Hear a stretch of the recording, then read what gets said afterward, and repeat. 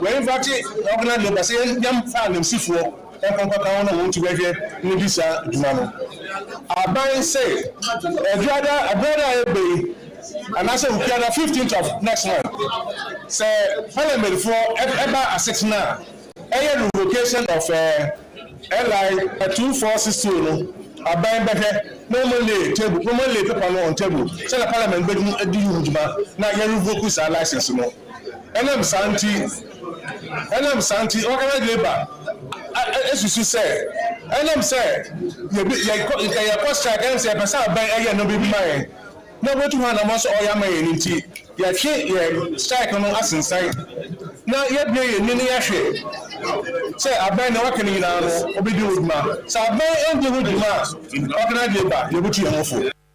Right, so this is the organized labor Joshua Ansa TUC Secretary General the odia tudwa eno no na yentie kakra because no pay won komo pibo o say o mama ban no time kakra ban na show indicate so obeko nti o ma suspend strike no they are monitoring government and the odia go paper so and making sure say aban mi akon na wakunu ye say amasa dia then omo ebeka won ho na me catch you say the second lady of the land na or region in fact Akoma hia e de ne ho kokyere opemso say oba be start campaign in the region nti okoduru ya no nsem ode tu dwane bi kakra bi ye wi a Alan Kojo Chematin and we just have a moment on our Facebook page and no know what chuma kwangoma we share comment from anonymous info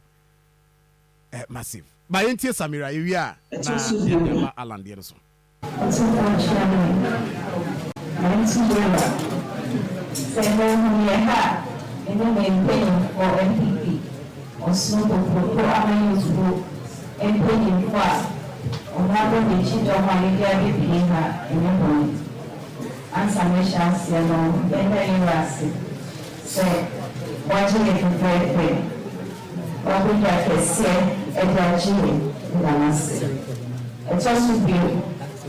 Some no, Madame, excellence, I like Johnson Robin down here. I don't know if I said no. But if you come and they're shedding in tune, watch your name, Pampa. India, any answer. Now, don't charge you, MPP.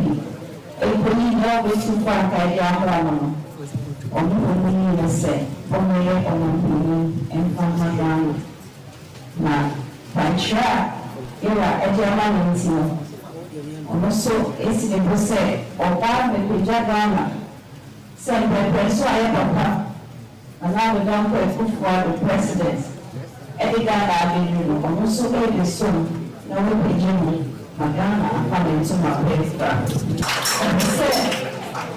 Ojuma, Elishra, Emma Ghana, Emma Sanse, Sanse, Papa, Empibo, Nichre, Nipanchre, any Nishra, and Amani Bedroom, with your maker. If you share the brain or so labor of the Brahma, Yama, Asanse Bide, Emma, 88 na alaji ba so dey say e ma dey ma e no mind no e do konkan right nti eno ye manhia de na we suso ye ne time na okosa opemso ene asante hima nti eno ye Samira Baumia de but Alan Kojo Chematin enso so our regime from last week and was started campaign o join here live on our Facebook page. All the videos are available. Mekai say or call Asante Achim na omoye adwuma na bese ko bosome frɛ ho enra na Alan wa atwuma kwangoma trade yes na odin sempi atudwa am say for join live on your Facebook page Akoma 87.9 FM na we trade na Alan ene nananoma hemfo edin komo ma yentie kakra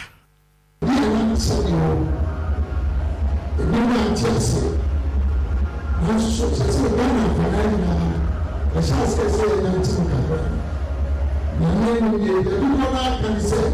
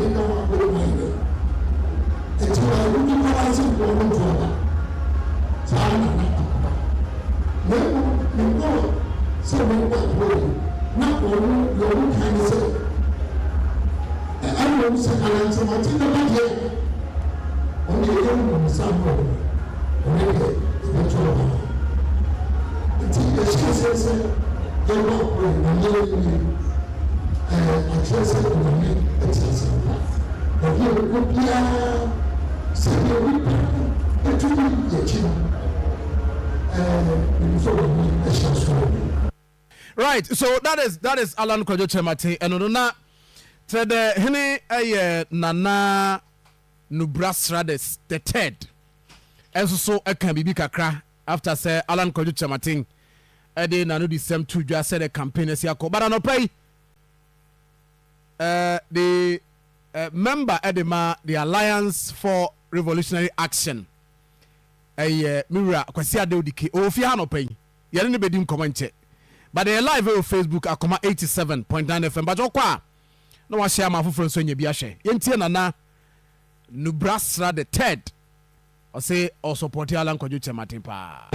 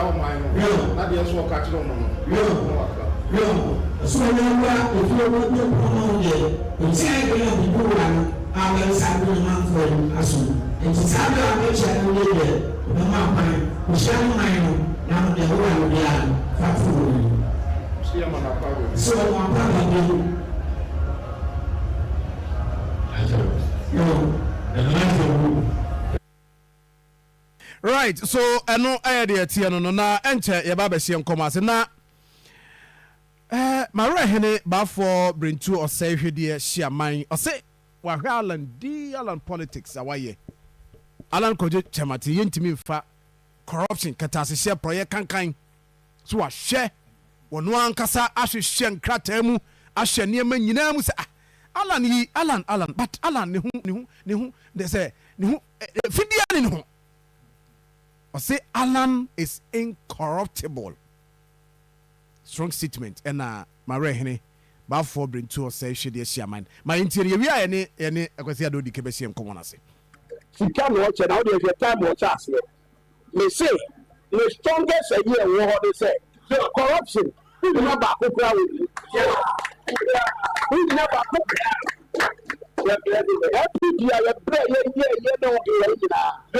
Me young Canada, and we can't even pack. Or you have the chama, or Edis. So that brand Edis, was $200 million. Now over to bank at $8 million. So Alan is saying, sir, there was $500 million, a million seats, and family and cat Babuda because we don't know.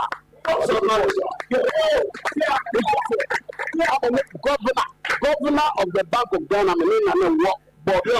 and Chaba, Director, Finance, Justice no, so, make one and I was saying, sign check and many CEO.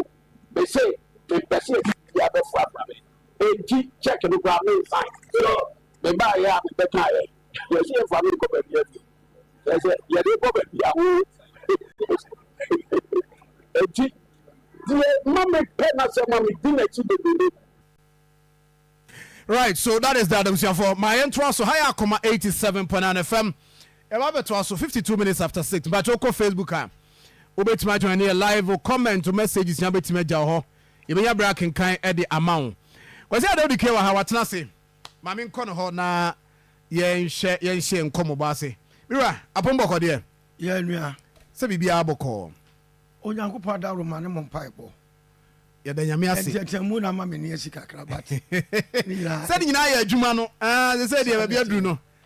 Season no baby adru sa na akoye uni option bia dan say odewasem gina betro Ghana fo anim na Ghana fo nso so ehu de ombetimi aye de aboa na last week oba ha last week Saturday na wa ha edi nkomo kakra na okase mo campaign no mo gusu a mo ye ho adwuma from last week e banyina baby am de be shase free no busa say so far asante mantema de odiemu ena olidi Alan mumie no nyina Alan so ni diemu ani enti mumie no maka mutia bom na mo enter Ashanti region say na campaign na siako so far yo ma menchia oti kokko so menchia mpanimfo me sa do ma sibiem say ye baaye de si dada ni nyina nana obatampa ne na etiaba ne nkumba wasan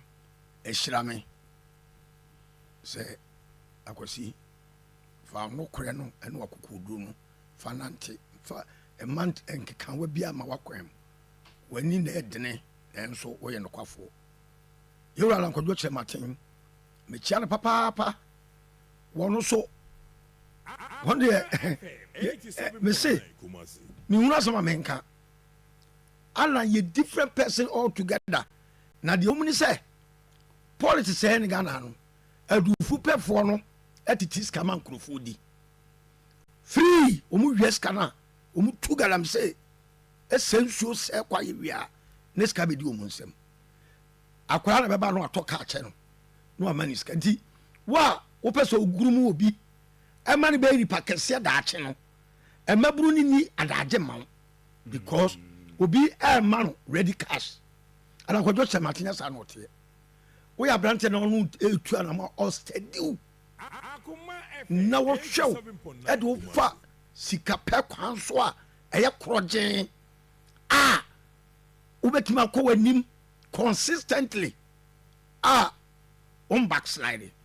Mamusa mabuni bebre mpesa because a man no come here no mudi any man pipi and this no. Omo mark ne say munyis kankodi.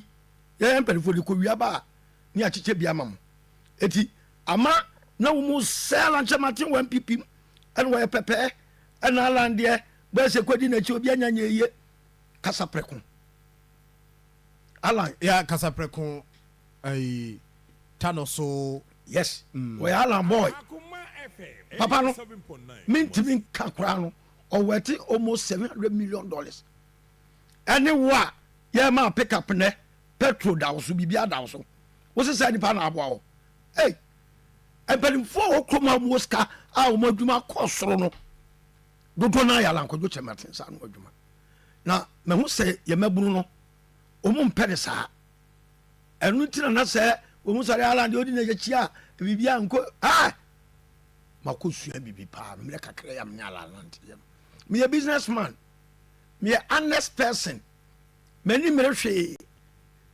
me hu se Alan wo mu ko pra konwa no obia no odeda ala more ho I want to say ho integrity elashwe is about integrity ana alan oma abamu da na brabo anu abo baomia oma abamu da na brabo anu abo jomama oma abamu da na brabo anu abo alan owa abam na brabo oboye baomia wa abam na brabo awabo jomama owa abam na brabo oboye wo de toto ho a difference be se free akwa Gadugu eni mu wa o mu be be akwa Gadugu de odike mu wa me na me ka to me no kwafo me timi eba drum nyansa aye de bibia me na ye yie o mu me ne ho ba bia he o mu nam hokra jese bia wa ho pesa Ghana be yi I just say obia why wadwene say o kama mo efro no ye say Ghana na wo de ope nko ho anya ye skura no wo ya be sa hwie he NDC o mu be wia o mu ko trafie nwotwa na skana hye no mu de ni bra aba ya o mu kwa na sa hye eye ehiafo bi sika etu tra so be wia Ghana fo sika no be fa ba so e be so stay ni do oboa nti dia na ala na kyerɛw as you speak because kakra wadi wɔ ne nkyɛn no dia na ala dia ka ho number say ye ka start free campaign ya ba ho but ye hwɛ nneɛma bɛ na wo ankasa oni alan sign kakra yi what pick it from him I mean within other political parties no there are some people who observe say they working but the DNY is so special be against other people 13 people are about boss no so we be abra meaning the obi aduro obi ameni bebia alan dedika o ye visionary nyamia bon vision nyamia man vision ana ni vision no so onya vision e onya bi a e ma vision ni bem dedikan e people process why no ana me pick wo mu ka me ho a metumi ama enisuade ho na bem leaders 99% omunya saade no obo vision oba or the wrong people and betwa no hia it is because 10 years a vision now about 20 years because the people doesn't understand they've not gotten the buy-in of the vision ekobasa ubedu okra ubebre Alan Alan knows how to delegate when how to choose people to be with him onim kwanya ofaswa or picky will be from nowhere to become somebody. Alan adeba you know talk so ne say vision or no or picky people now no be no or science so ade a friend no planning Alan or planning the bibia carefully ansa no se abonten eso fa bibi ensha onsa na di na chi a na ho pona market up papa o che ma bra bo che na mi Alan san wote o planning wie ansa no se abonten na ne implementation strategy so super etime make my academy says me bo say Alan me ne ko nante no hey me scan sana me wo in entrepreneurship no na ka enyema bia e wo se me de top na up ansa na medimu sare man bi swa bebre fri ala mi swa bebre fri ala o sa kwasi adio we no madwene ho se ni fa so e be achi obe kwa kwada adwene ho na ye pepepepepepe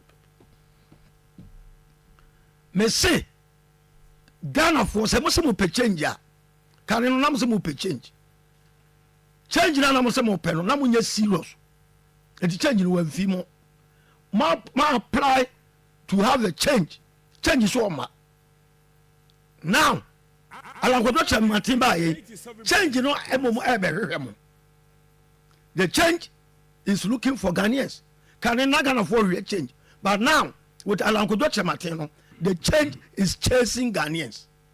But what you say? Ma to us about ka u chire mu kakra ko for my anke beti ase. because it change the mum they chase Ghana for as I say. As I say, can you show yourself money more thing? And no money more thing. Ye person sounds no more. None MPP in this in that one. It oppressor Ghana ye no. At the same time, why are so emotionally attached to the party no. It's partner abe send aduma, partner abe send abrabo no. Oje mu no. I say wo ton Ghana ukura ni dua. Oje mama change na ba no. Anything because that man said impeding for also did change ne ba. Ne impeding for so many change won we. Ana change ne say sa.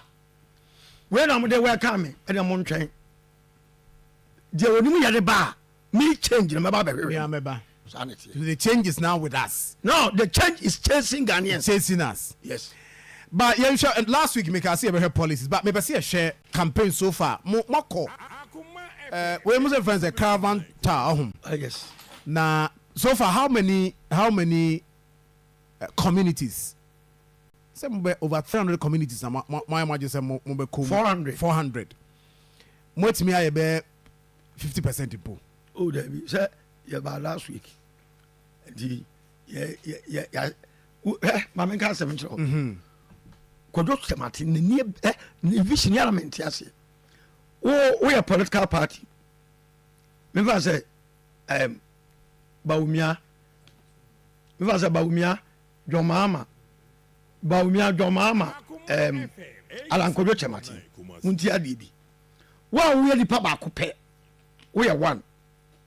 Oh, call Dodoaba. Oh, tell you. Oh, Basini Passe Migna, Kumase. Na me Basini Passe. Munina Momra Metie Masem.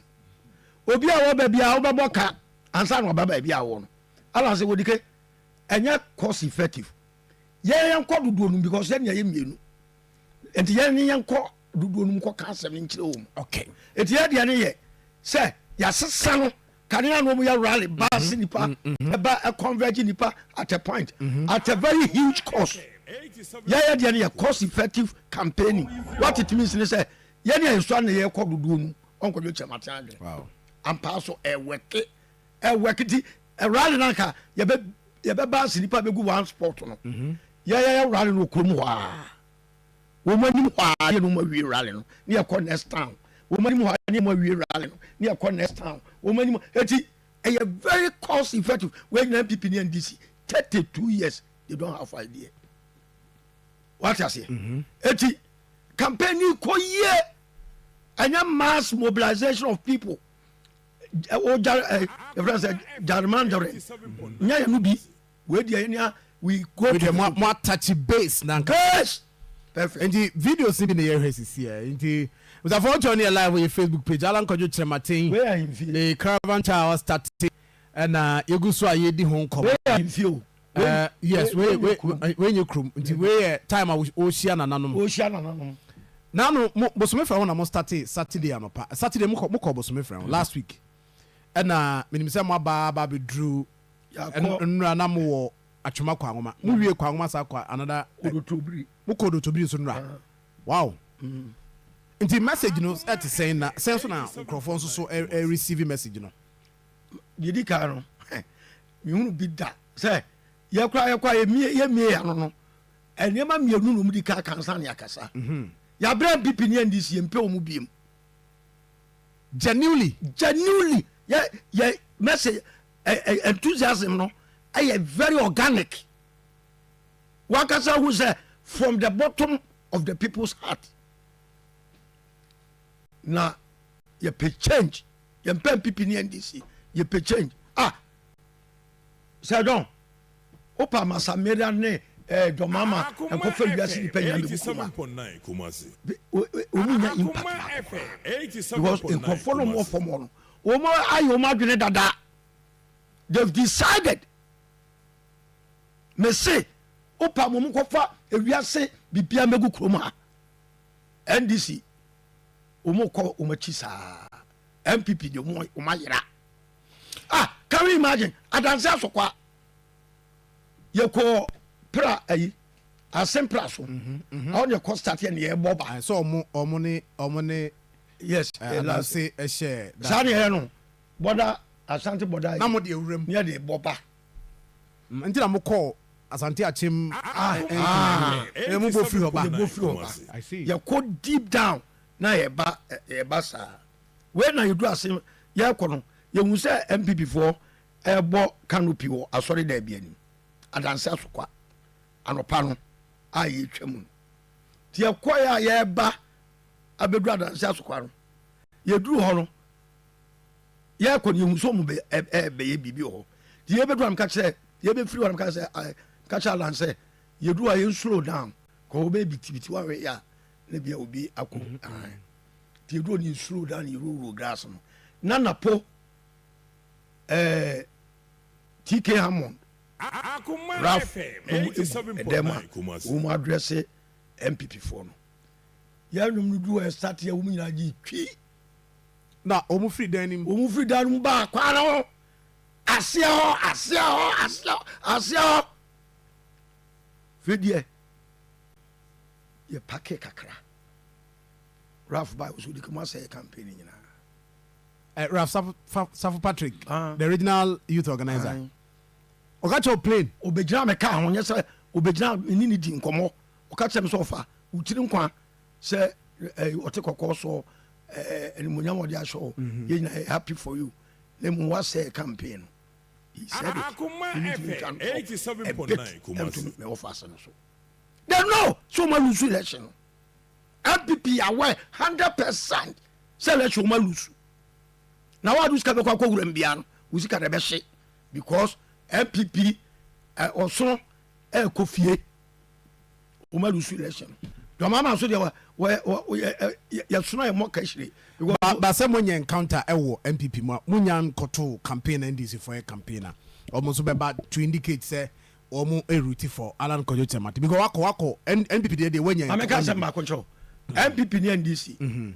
Womo card bearing members obi anu ane de bro 1 million eto mo to aba ma mu na ye sympathizers and voting voters but e be to ba bia no asema me kam nya ntiase card bearing members womo nu 1 million eto obi to aba ma mu bia no voting voters and sympathizers but this time around womo say that do mama only message 24-hour economy on tiase no be kan me as a businessman baby just say ye enterprise economy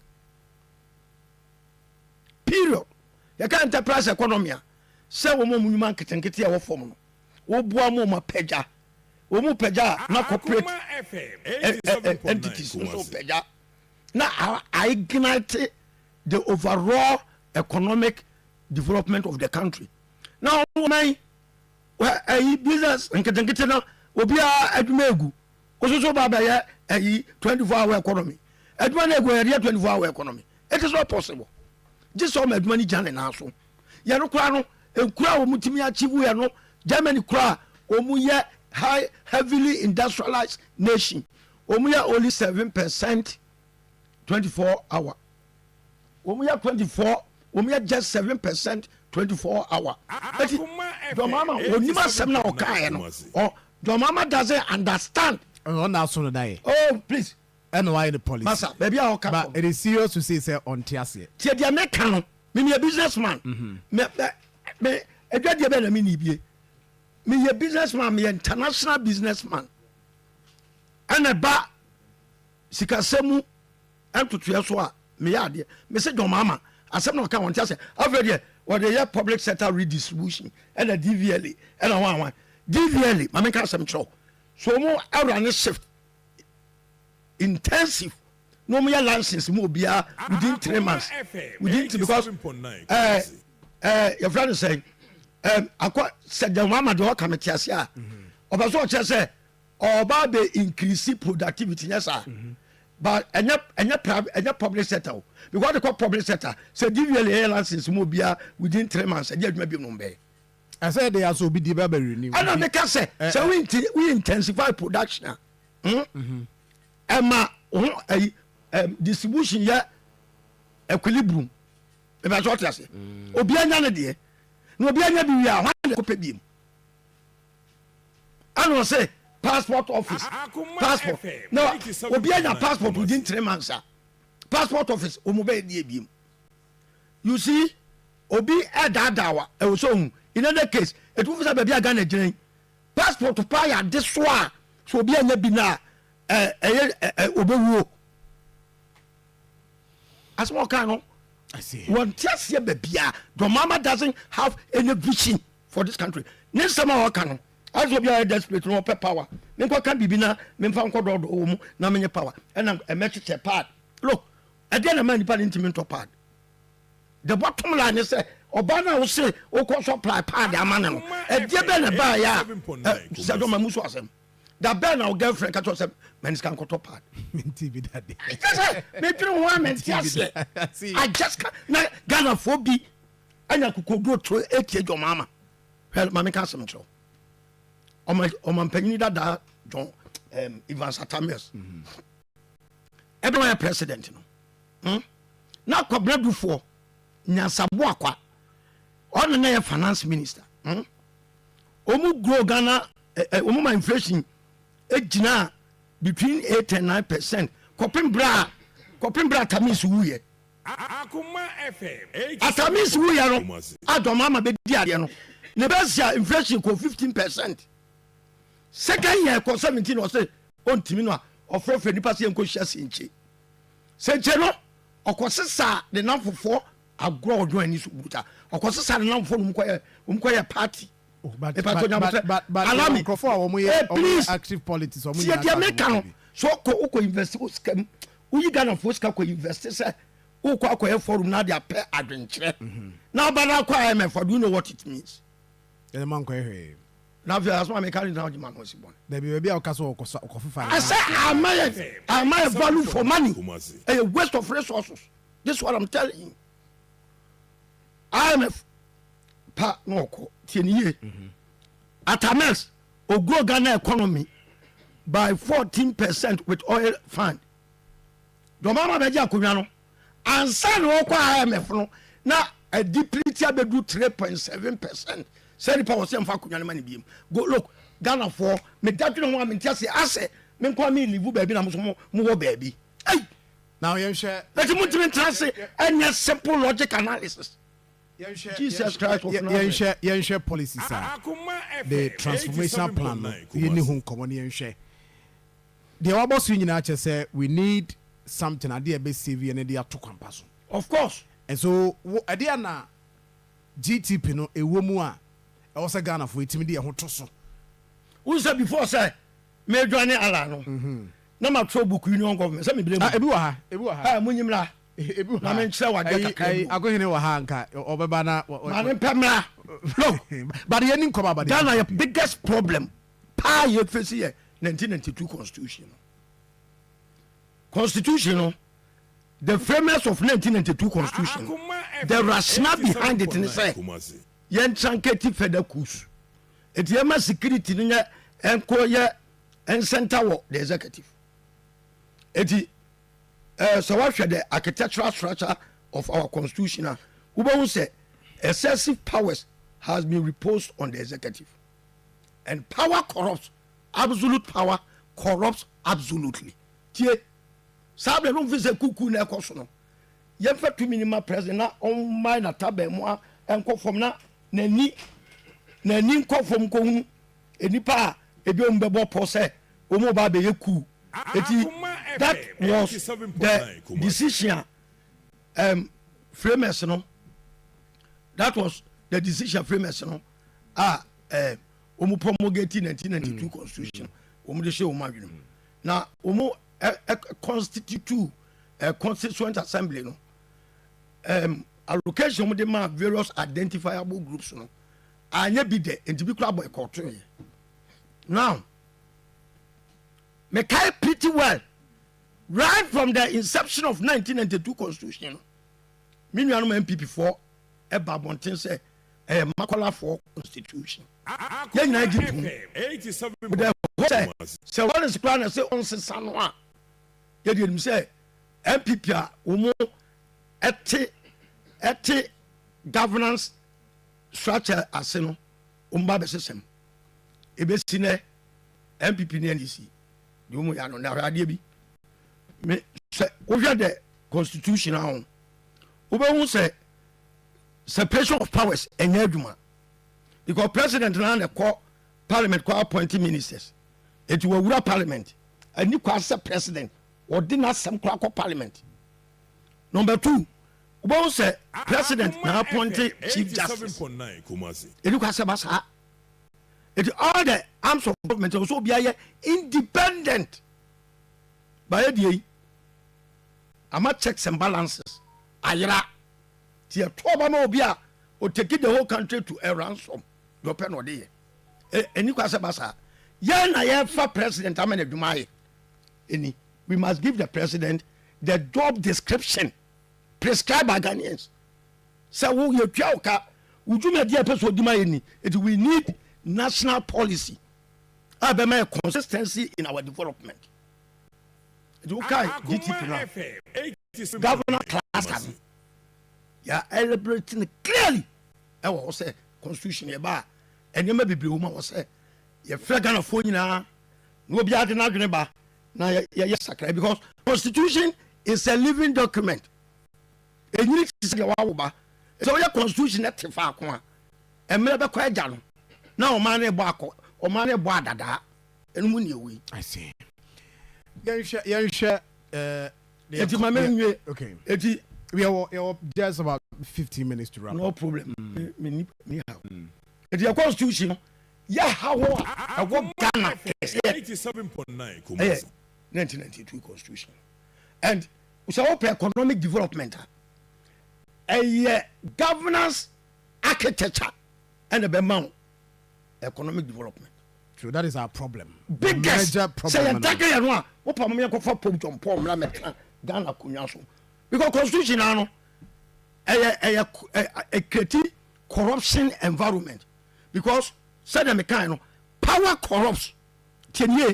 Absolute power corrupts absolutely. If you a pop on poor corner. That system not corrupt. That system not corrupt too. Because you have all the powers to do whatever. It is a multi-million debt, a multi-million, and my detach the citizens from the day-to-day administration of the nation. That's what you say. Because democracy is mass governance. It is your constitution detaching the masses from the day-to-day administration. It is why obi the idea to forma when you say Nana Akufo-Addo bema obi abepra. It is a changing kind of mindset. A ye patriotism, a free amunadi parochial interest. Akoma 87.9. Say as a sanwa me say the panko for Pope John Paul and metra kunya wuso. Bibian we be working. What do you know to nchen you can't say mass governance as anything. We need a constitution, a very broad-based governance. 2 minutes back, a form for no. Yet me the 2 minutes, I will do leaders not accountable. By any side 2 minutes, they say 2 minutes, I could do the executive no. It is all Ghana, yeah, a government by the few, for the few and the few benefit. Now, I will follow. Aban oti so yin kwa abrofo no tire mu pone se mo se mo ya friends mo pe independent ya economic exploitation tina ye beto share mo so it is mo pe political independent ya be de ma ye age enhye bia to mo a de na ye ba beto share mo so no mo se ye nku ekuru mo mo am be sesa abre a champion time now Ashanti go first near 45%. A champion I never say would be develop this country. Estate Ghana 90% a champion Argentina and now I'm to national you're not 10% to crime free, especially good oil. You could never say 12%. Equatorial Guinea, our 49%. You could never lithium, yes, you're 15%. You see, we are dashing out our minerals to the friend saying imperialists. Men can say next to nothing next to nothing. Akoma FM. And MPP and this woman said, so for more government, you can use the lapses, the flaws, whatever in the constitution, to amass wealth. Because when we are use our constitution way, it won't perceive they don't want to touch it. But as long as this constitution remains, then I won't tell you that. Right. Ma, the governance structure, no? Yes, indeed. Share one other thing now. Fire common in Sina. Trust with. Share what. Categorizing into how many thematic areas. What the governance structure? Economy. Share what the economy. I mean, one key policy under the economy. A bit me a save your mind, Ghana.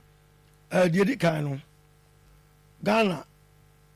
Agrarian nation. Tina galam says sense as in sure makuma ya me damina and baby ya could be a galamsey area bia wunya so river ba ko onyankopon hata so ni me dancing wunya river ba ko betima se bia no not one ara ne ye ho abrosa Akoma FM 87.9 Tina me ba economy Tina 7.9 in their wisdom omu say God no ebi asase no so ebi so wo form but asase no so ya torch ya yebewu etina gold mines and share wo Ghana no na ye a deep mining me pa torch ya say na omu yi anua no wo ase ho ba soro a the na particles become to ko damp no boase ne takwa no baabi na emlante ne de mercury ne eniema akofa akire se ba ya particles na ekeka mu no ombe engineer friend gather and sell and e ka gather 87.9 ukona ya na de akoton ano mampanyi kufo be se sane this office mine buy sada no me kasa wo radio so say papa ya dia na mo ya watuwe Ghana is finished. Now currents I say hey I say any ensure me next generation do be say the agriculture okay the backbone of the economy. All right. Now ansana kwani obenya confidence say me do afuo no ewo assurances bebra ewo so wonya de di kai Akoma FM 87.9 Kumasi. Na a champion time na dwumakuo bi ho ne afra no ash food ana ba kusure city food Kumasi ya what they do ni say omoto akuafo mfudie no wo ma to de ko eba mo warehouses wo mo de ba no ma distribute ko schools ne saa no mani nyina ti ka government ba fa we no wo ma dwuma no ebia yese Ashanti region ya chemu 9 ye kemenu wona supply schools we wo so na supply schools we eto mo na ko fa duane ni free akuafo no mo de ma government institutions na de be ka no ni export to kwa Angola 87.9 Kumasi. I was say ya mo ready market assurance it ye de South food distribution na private sector led saba na ya tonuane no every akuafo no tu bancho utu abodi o do be bia na yato abayaje te se de to kokoo no na abana kire kwan a obefa so nuane be kokko ba bia o se ko eti akuafo no ba benya ready market for their food produce e don nan chen no e ba be agricultural parks food infuta market scientific way of agriculture ranch to say dobronsonom ye call we e boma anantwie ya wa grass bia ye dua eti ye je ho ma wa ni etubo ho ewrezi nsu a emwan benom omu ye duro bia ye digu nsu no mu nom na grass ye dua no afuom ho eti ya to wona mwani gum no omu mpie ma abontro okay omu we grass na sa grass unu de e ma nufu suo omu e produce more milk na nestle for so enya bi di ye adwuma eti ansana na ntwie no 87.9 Kumasi yɛntɔn nantwie no na milk wɛ yɛkyɛ firi mu no ɛti nantwie no ka bɛyɛ 10 times before sɛ nantwie no kora bɛtɔn no na milk no kora ma ansa ne yɛawa ne skin no ɛde akɔ tinary ɛde akɔ produce ɛda ne yɛ process apackage no sɛdeɛ aburokyire wɔn de ba no eti nantwie buo no ɛsa wɔ industry a ɛbɛ prepare nam no in a very hygienic manner cost of no so bɛtɔ eti bibia yɛyɛ wɔ agriculture no ɛyɛ ready market. Okay. Akoma FM on a Greek ɛnso so ɛdeɛ no unfortunately you were 2 minutes to wrap up. Deɛ na akakyɛ asanteman abusuafoɔ deɛ meka ne sɛ ɛmine ni hɔ ma Ghana siesie and so ɔyɛ 1992 constitution a woyɛ obi a wadwene mu dɔ paa wo sɛ from its inception na yɛwɔ Ghana Airways yɛlusu yɛte Ghana Airways na Emirates mai and the Emirates can boast of 1,500 fleet of aircraft near our Black Star Line the first container me ship free UK ship at the banan dindi Kumasi a free and state hotels ni nyina akɔ state transport and them no can say private people na do mo buses e komo ho e branding ho STC and enam ho railway me wo for kwadwa me tra mu fia e komrayam western region na fom me da bed so saa koduru mrayam ene ya lusu so steady na ya car koba wa ne friend Firestone ya lusu ne ya moto ne friend Thomas ya lusu na ya mpabo achimota sandals and me no say somewhat the na Ghana media ya wa ha no uko UK shop cracks omuda so ye cracks the so ya achimota sandals eye sabre no Ghana exporto 3,000 pairs of shoes to Netherlands Holland ya exporto mpabo akoma wo Malaysia for be fa be free and the Malaysia abenkwa amumandane omaya umadi om. All right. Until Alan Kojo Chemate and the Alliance. Achia de mui. Okay. Se modi tumi ma yewra Alan Kojo Chemate. Na mi odike meka na ho. Me se Ghana aye yi kura wi because me de yankwa na mgina akire. It mesre. All right. Minuanom partisan politics. Abrofo na share that be dey. Yeah, ethnocentric nation. All right. So many tribes and yantias say ye transum wiem. It had the share babetu mu no. And more mine. All right. And a house that is divided on its own cannot stand. It was just a constitution. Now ye carve a democratic culture environment well tailored to suit us. Okay. May that say for Kwasia Deodike, leading member for the Alliance for Revolutionary Action, Alan Kojo Chemate Movement for Change in the region. Muguswa Omo Ebontra Ewaha. Abusia na Akoma FM said ye de biano. Afin so ye bio. Na de ba no so esopa efeno Akoma Ashanti Marathon. Akoma Ashanti Marathon. Eno ene de bro. Nyame adoma 26 of this month. Ena dwumadi ba so Asante Mantem ha.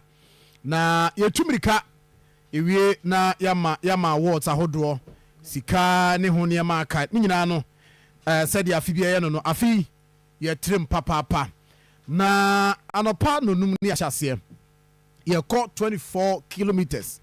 You started from the forequarter ha come from the forequarter na ya ba bewie ewo Baba Yara Sports Stadium but modern so be channel so we yenye kapreba e free bra now so be enjoy the moment ye nyina ye tumrika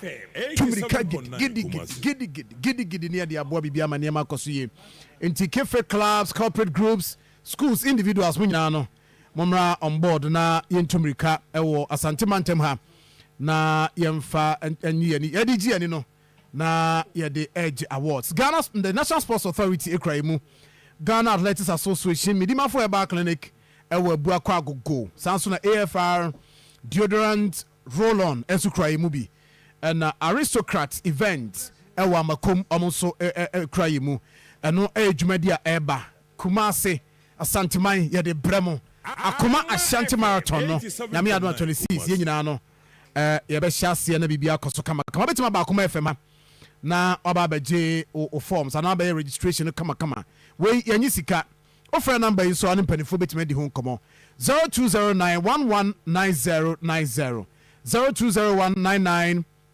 0209119090 abusia o messages yes ya ofosubu atin say e friend no multi j o hwe yen ewo ayija maximum o say Alan all the way akokari junior tiero enso so no ewo yen Facebook page Akoma 87.9 FM obetima call Fred Amuasi Odike is making my day my respect ono de enso enono and Kwakwa Sare also she free Ebuakwa also Odike you are right I'm a truck driver all the drivers are voting for your father Alan Cash and no air the no that is that nti Nina Daniel Insia say Odike is telling the truth and fact Odike got my vote Daniel Insia she free Manchester I say and also so the no Esther Champo Esther she free Austria Vienna Esther good morning ewo ho but wetima share na yakọ enim anopai ye ba be din komo in the next 1 hour yene Dr. Anthony Insia Sare a presidential advisor on health ye ba be din komo and anopai na doc atenase doc. Yes sir John. Good morning.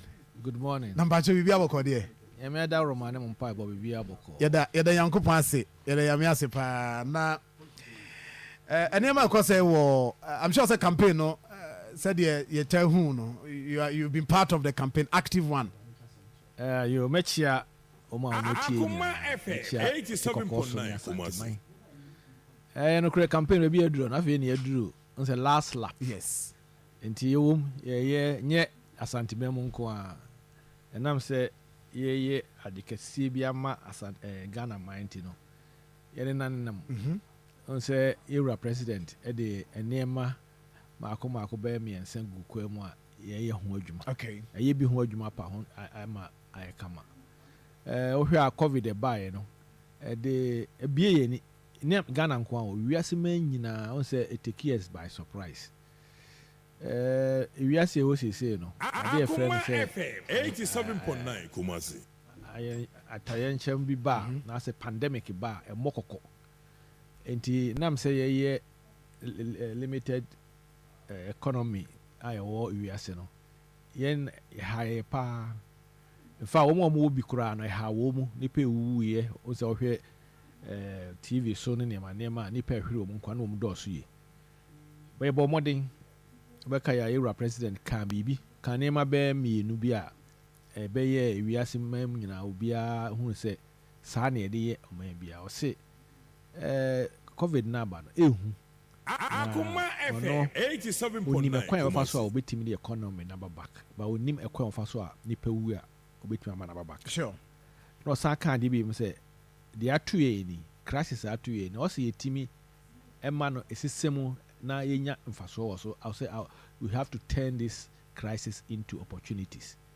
tie no pepe na nyame ncha de Ghana ha no enam nipa ne die ni mu anene odine na see form say omma covid no emu nkamfa ye so no ewura president kama Danko Akufo-Addo ene na bedi akiri ewura baomi a nyame adom na ye Ghana fo Akoma FM 87.9 Kumasi na Danko Akufo-Addo abaye no so na enti ede nima bia gugu kwam ba ko ede gugu kwam am se mo nyina mo nim eye bi efe na agenda 111 ede hospital se ko be bia hospital ni bia o district bia mu ene regional NB ene psychiatric hospital na se mental hospital so a ni nyina wo mpo ano ede ba ko ba emfimfini ha ai be wo Asante Mantem ha wo onwe wo Ajoso municipality ene northern sector so and so extreme. Even though economy na ye di ni manema no and now Akoma FM 87.9 Kumasi and for jobs and development no nyina na eyam hye say he na yewura wonya sika ye fira ba be ye no but igu so na me ncha de ye ndenden I see. Only say MPP aban ba mo no a free 2008 and ye 2008 ye manifesto ye elections ye o ka say oba o the free SHS beba fie ngotwe okoya ko 2008 2012 and 2016 still no gina name say e ba me beba obehwe September first year Akoma FM 87.9 Kumasi mo no utimi di ebai obehwe say normally no obi di sa policy akese e ba ya nanka second term irakofo de national health insurance ba ye pass a law in 2003 the second term when you hear see use but we there o kan ye no o ma ye no within the first term the first year of his administration and kakra you go so I say kola no p timi ko school kola no p abaya krache fo ne inwurabafo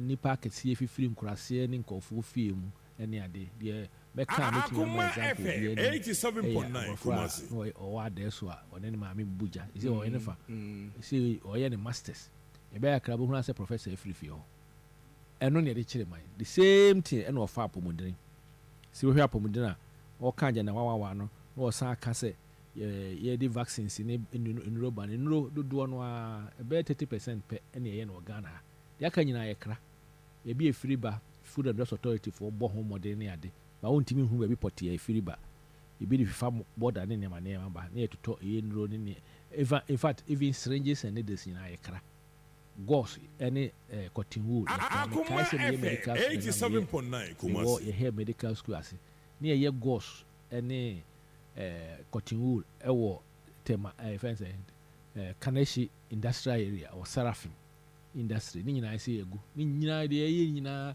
wo hospital no hia bibia paper kora de betwere no ene bia obenye eno kra se no ma hwe kra kira wo kra enti eno ena o ma oye se yenye road map a ebetimi de niam na ba ye trans ye road map a me kasa se no ya pass law ya establish the national vaccine and other biologics institute o mo na facilitating moderate Akoma FM eni ebetimi yi 87.9 Kumasi she say vaccines edi man kola nyina ye kra covid ba ye ohunu se afei uhia vaccine bi a kire odi pakro de man kromfo wie na ya expire na odi abro by say you bet my nyina bi wa It is so center na e kan ho asem no is it ye wie now center no is existing now ye wo ye wie complete ye dancy cantonments offer Christ King church ho a offer is o cantonments no a dan si wa bro say to aso miensa ye wo well stocked everything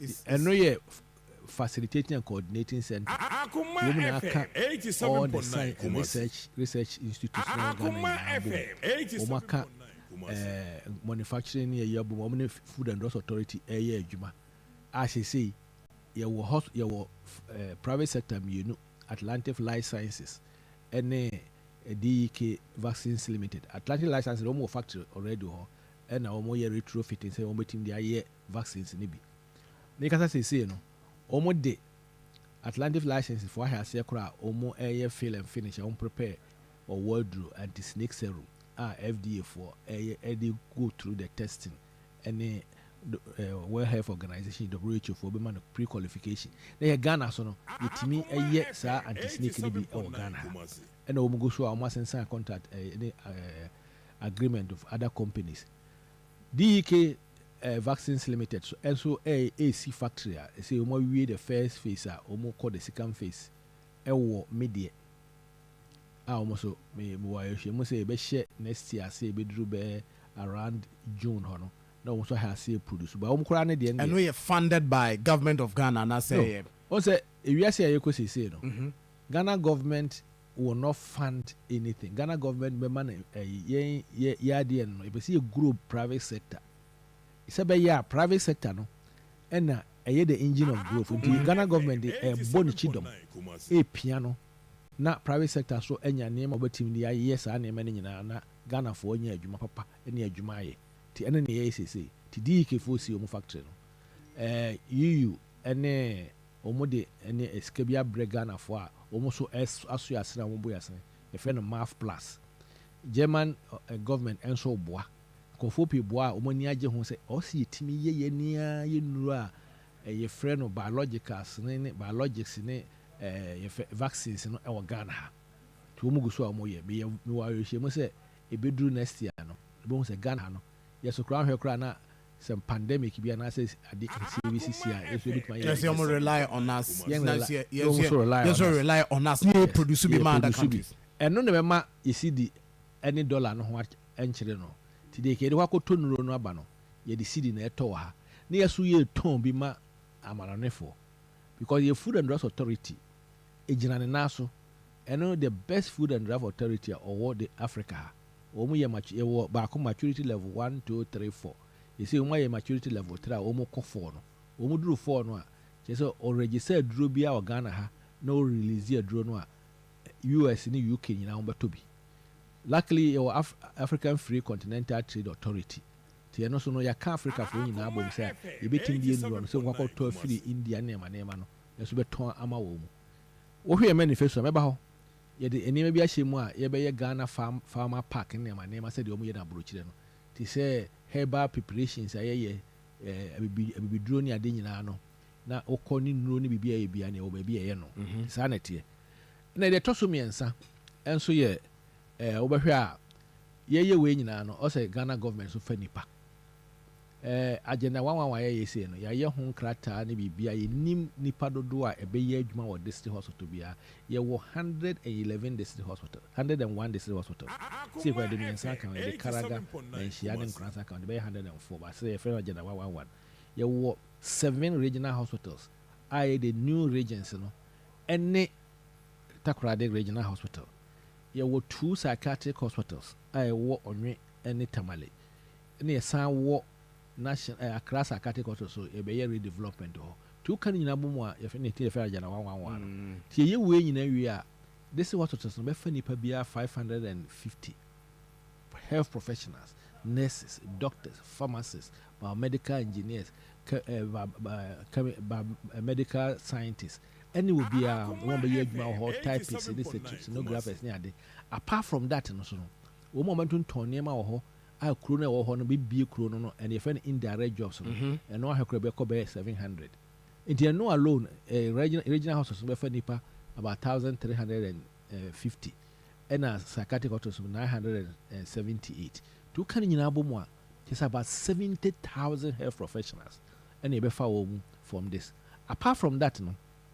This government and so ACC hospitals you who be kurano a sentimental hano you will vomit projects are you no kanja na 111 yeah vomit projects I know ba ko the pictures about be omunyi obi anhwe ba ko wo sabronum ehona ma me nem yes sabronum this o ma me no papa say omuntutu mirika ma but aka say you be fully operational or be fully operational eno na aka ya test bibia ho app enche you represent by hontuma na commission wo mu ye ho adwuma all the machines are there, everything is done ye per time any appropriate time president about cut short and ebebusa said that this is Sabronum yes. This is the hospital. This is the hospital in me ankasa me call ho dia fina na machines na ba and they call so after say me koko hu machines no if I mean to me and confirm say ya installation ma wonko of wonko installation ya installation but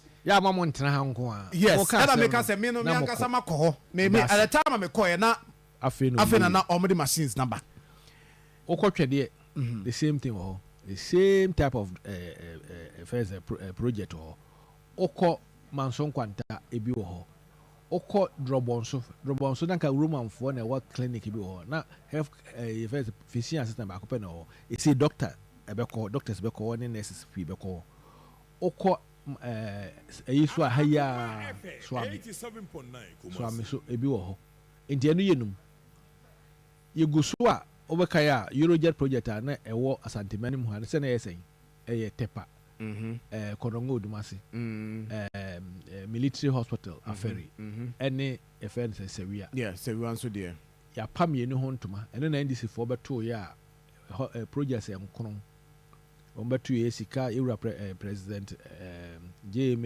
Kofo apis kada go omba di 8 years nyina na yentimi anwie ba akokora mebwa omo 2 hospital projects omba ye no asantemem ha of famna ne kumawu nansia na ye ba ye but issues about this Eurojet project ne sika 7 a day I mean some Mpeni Kofo started the process. Yes. But per the records and the parliamentary Hansard information that are available, the NDC be almost also in securing the process entirely.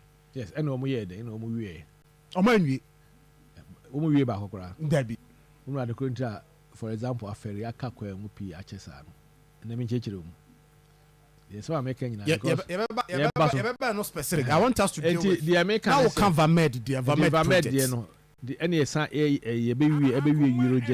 Eurojet project aka aferi ene Sewia. Because I say Sewia practically is completed. Kania na ne yatwe akọ no yatwe wo yesi nyina aduru ha o terminate. Ekwai no bridge no maye awie o mo ye gates a o mo de ayibego so. Afiwe mu no ansana afi beko wie ko ahwe beko ibewie yi no ibepa ho ntoma. Okay, so and the same thing with aferi omo ye the main sewage system make us say say omo wie that is the military hospital and you say soldier for na and you say ababe a month ago na ye ko ho ye ne inyakwanya ni the deputy defense minister. The only thing na a challenge the sewage system and no a delay omo ye me sure say me ho say omo plaster mu nyina wie every day be enya ho nkrata. Enti anu say no soldier for na ready say be a deputy defense minister ka kire wa omo ye ready a omo won kofo a ebi wo 37 ebi wo ha a omo twen no makoye mo adwuma. Ti anu so enya me pe na bibia si a enso ye pa ho ntoma. Doc mamimra Vamed de no say maka say ebi be me de na say me timi nya information because no pay me krom for mu team no pay Vamed project specifically that ben we are the advisor to the president on health and these information ye nya free obi ahwa na wo ho de obetim de amaye Vamed project that ben Vamed project no obeka ya on say ye wie for mana no ye koye mo adwuma kwasa na president ekopa ho ntoma. Vamed project as I speak today Ghana Health Service for me to my ready ama adwumamfo akoye adwuma wo kopa bra president apa ho ntoma.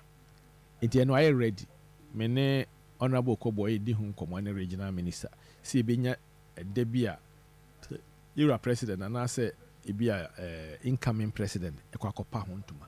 Obeka ya ba ko wo achiase Euro ba omia echo rounds no duru ho no pa ho ntoma omo ye adwuma wo mo. And you have Vamed project. Vamed projects. There are about 20 something in the whole country. Our Mowi. Tiananko for Kana, you buy in see hospital by Kokora, and I'm going to prove to you the number of hospitals and other clinics infrastructure for poverty eradication project iPad. A 47. I buy a hair see. Apart from that, yeah, we are a operational. A operational. Kwa kontombra. Kompoho ko fence takwa nsuayem ko elubo ni nyina ho a yewie opa mebo ni nyina akere. For example 47 projects including the Ewa Santimantama the operational including the Ewa Santimantama and Okonongo Dumase de ka ho. For example akontombra bogoso elubo mpoho nsuayem wasa dunkwawo ni nyina no ya pa ho ntoma. Say Minister for Health, former Minister for Health, the company in Ahontuma. Swami, Chedie, Sabronum, Drobonso, Manson Quanta. We are ready, say Bepa Hontuma. Mim, and so I ready. Unquatia, maybe I'm a school or St. Peter's, and also hospital, also Vamed project, or Quabing at Tiwa West, and so I ready. A Dukum, and so I ready. A chassis has been commissioned even by Vincent, Vice President Baumia, Jumapo. Ewo Eastern region enso ewia ye bepa ho ntoma ponka tamanso enso bi wo ho sewi asanwe no so bi wo ho ye wia ya pa ho ntoma no se wo mu ye adwuma ho dadada modernization of the Tekwashe hospital we've expanded it ye wi at Aburi hospital the same thing at TB government hospital the same thing Bolgatanga rehabilitation phase 3 Bolgatanga rehabilitation here say 1995 I mean wo if any say Tamale and yɛyɛ phase 1 phase 2 phase 3 no yɛwura president abɛhyɛ aseɛ awie ɔgye loan yɛwie ɛno wapa ho ntoma last month. Yes, a new urology and nephrology center. Uncle for a dialysis, kidney failure, and I bet my kidney transplant to you now. Me person, we quite also me confirm. One share you run next week, you were president Kwako Pound. My 101. I know what he found. I know a kolebu. Okay. A si kolebu, muchly junction behind the NTC. Yadan go for BT. Ghana has a you see almost see what tobacco cry, and I'm proving to them. Okọ iso a UGMC kura o de aboy ho safo hin o se dey face 1 kwa no mo ewie covid no government wa kwaje 40 million euros okọ hazard mo abohu ewie a the president pa ho ntoma December 2023 I think 23rd or so December 2023 tema ewie covid ni nyina no o se bia na ewie so no ICU ho na emergency center wa na eyi wo no and you use ya kopon abra covid ni twam ena omu ehya ase ye adwuma wo the other side ho eda na wani ho nyina na yintontura ukọ ba bia ye mother in child health ni ade nyina na mia ye o ka say na yintontura what does that mean na bibia nim bibia esi even lift kra na enye steps kra na emfa ballisted ni ye mfa ho e form kra na enye ba no mpese omsi ye wie o say na because of green book na ba ye nti wan hwe ya ba ka say hospital no yeah, also even by quite long castle my way. Nang ni green book. One time we be quite 2020. You could ye loan for be quite any takwa and a hase, and so president conform Mereswa. Be quite hospital go there, O two and you hear Chiricura. You were a champion in a chassis. Yeah, sure. No foundation. But you almost quite you know, in your almost foundation before. No way a share takwa first. Obekaya takwa. And Lekma hospitals be late president J.H. Mills. Mills. Sorry. Every our pound, somebody because of by na president Kufo Asha say Chiri and obey. That is governance. Yes. Continuity. And no any Winneba Trauma Hospital and na afe so Bequia Hospital. Bequia de no Chiri and atakwa. Yentimi he no kurase ena o mbehya ase o mo hia ase 8 years nyina o mo ye hospital na 8 years a o mo anwie ena ye baaye ye begie loan ka ho concert ena wie ena ye pa ho ntoma in 2020. That is what MPP has done for this year. So far as health is concerned, MPP government e baaye no onyai bibia nwe akiri say ya o mo agya hospitals na gu yurem ena ye nya ho hwe. But yeah. Doctor, I didn't attribute to delays in almost all the projects. I don't know one crab by now. You started a use here. Mampenia now see during COVID time. Any timeline they might intimate meeting, and of course, say they're working. You just projects in CAB, the delay I go through to this stage. And now, EMA assurance say, you're about commission way, you're about commission way. I didn't attribute it to delay in most of these projects. Oh yeah, who see that go down kura? Otimika say edan ya mbesi, me fi mbesi. Me wie no within 1 year. Wa wo feel. No wa sha see. Ebedu bebe no. Asase no kura bia akosi fie no siso no. Na obi de manso abeto say asase no ye media. So what you say? Ti manso no nwae a untimi enko asase no so. Anasa wo sha ase no. Usika kura odi isi no. Atosi bia o baby pese oku school bia o say o ye o de bad be school answer sanity project bia wo hu sika yaji project bia under say Ghana government ne be from ono an budgetary allocation and I say okoje sika contract be discover free abrochire na eba enti o sha ase na government funding no eyeye ne ya sika agege ne yebosin agege. So what you say? Ti ojiji scan kakra na de bia kosi. Enti oka se bia afi bia metima wie dan be mfie miensa. Government they can say ajana 111 no project no within 1.5 years na awie na. Che say wo sati project no wo sika ni na go bibia nsi asase ni na ready. Na wo ya enya de eche. For example, offer osi no kwa no so a enam say na ye hunu all the problems ne eyina ewo asase acquisition ne manema no yɛnya asase no contractor na wɔ hɔ no from February to this time this year kɔhwɛ deɛ wayɛ wɔ hɔ abɔ so a wɔyɛ floor work no biribiara ɔno sɛ yɛpia no kɔ n'anim no obɛtumi awie no within 1.5 years. That is the almost friend construction, the construction period. What you say? And the president can or part trade the home to at least you pound to the home to your baby. First, one of the highest. I say a 90%. Only you who be charged.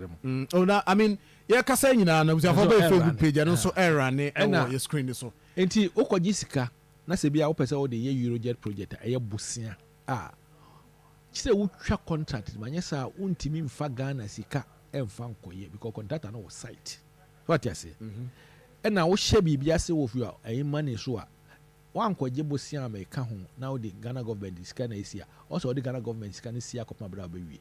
Kopma bra bo hu say oh afi Ghana government ya bre the pese ye de loan si. For example, Confornochi maternity na Ghana government is kana di sika kra. I was in Confornochi. So I know what I know. Me not coming. You can come on my day. I'm do come now. Me do be call because you've been CEO our conference. You know the situation. I'll say that I'm the longest. Yes. 7 CEO. Yes. With the 8 years, 6 months. We be bisa ada. We a lot of developments. Oh, see, the emergency center. First one in the whole of the West Africa sovereignty. Yes. Yeah. And sana contrast it. One tier here because hey, mokoye ajanawa ana mfasika nkosi aferi. But how many of your projects here categorized here and a year GOG funded projects hospitals are making? Government there, some government Vamed project no external funding. Good. And no see can external funding. Vamed has been working over the period. Swami man, how many years on this? Swami for many ideas less than 2 years ago. He's working assiduously and finishing the project even during COVID period. Nang ubia jai say debt restructuring. He continued. On was see Vamed Nesi Urology and Nephrology Center. He has done it in record time. Enti Swami Sabronum Fediania the encourage. So what you say no ache. So ufri Sabronum. Nabena here say. About 2-3 years ago. Yes, about 2 years ago. I remember very well. The then health minister. Yes. Ebe Kati saw the war. Yes. Chedie. Yes. Yes. Ebe Kati saw no Chedie. That was around 2021. Yes. Kati saw no Chedie no. And a COVID by. Remember? Yes, around 2020. Around 2020. Yes, 2021. In March, in the year COVID, no. We say you close borders or external AJA. People, everybody, Ubia or Ye fund and EBR, everybody was concentrating on COVID. In fact, Omo abrophobia, Spanish phobia, crowd, Nanka also Ombano. Obi, Omo AS Omabano, Ebinia, Omo ye for Austria. Minima Unipa, or catch him said, Doctor, I mean, call for any COVID. That's why it didn't start early. Copa Bra, ye cut it 2021, 17 August. Ye cut it the southern crowd. Na, Shadia for free say, project in the year but okay. I remember so well. Is that already now issues? It started eventually around 2022 or ending of 2021. And I'm call site. Some na COVID no conform kakra. After ye be ye airport in my name will be a timber country. Na restriction and no more during even the debt restructuring, they continued. That's why they finished the war projects. That's what is happening. There's no delay, so far as I'm concerned, in the construction of all the over 27 or so Vamed projects. There's no delay. No, there's no delay.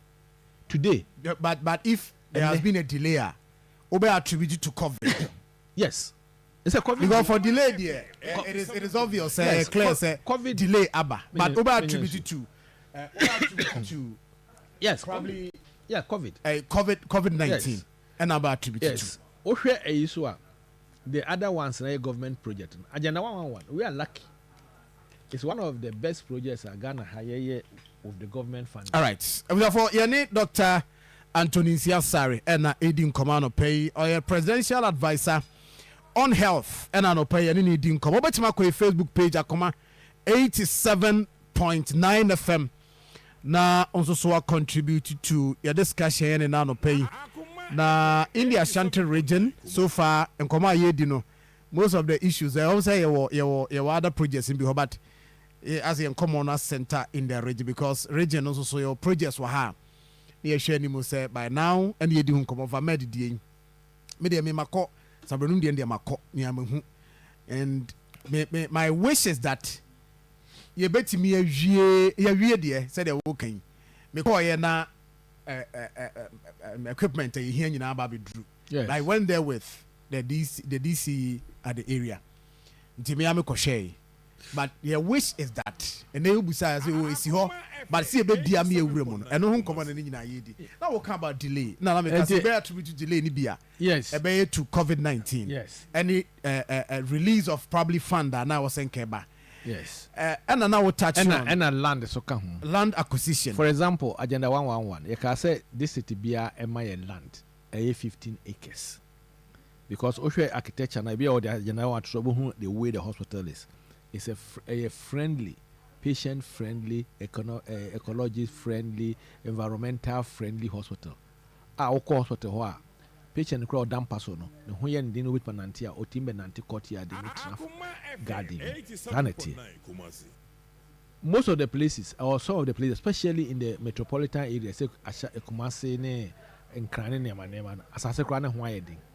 Ti akire no, ye sha se na present pa ho ntuma no, akire ye sa ne designers in Quatrasi, Emma, a casa, any baby. I in your sassy 15 acres, in your best 7.5 acres. You beat me, you soon say, Chile, number sign. To be heard, there was a coremampo. A yabro sign. You shall see and see. So, Koha, woman de trasses a goose or a bobosso. The war bantamaso, a feeling in your sassy and Papa Maria, and so will be seen a sign. Or Muju, and I said, I call her the bed now, she mean, 10 days in it.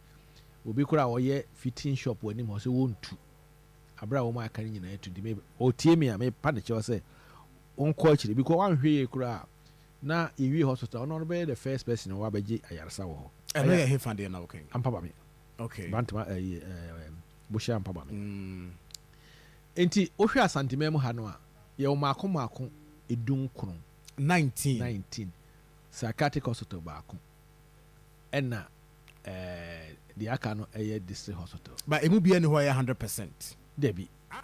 And the wrong one, the highest one, is about 90%. Make us say, Okote the CCA, Omo ye rules.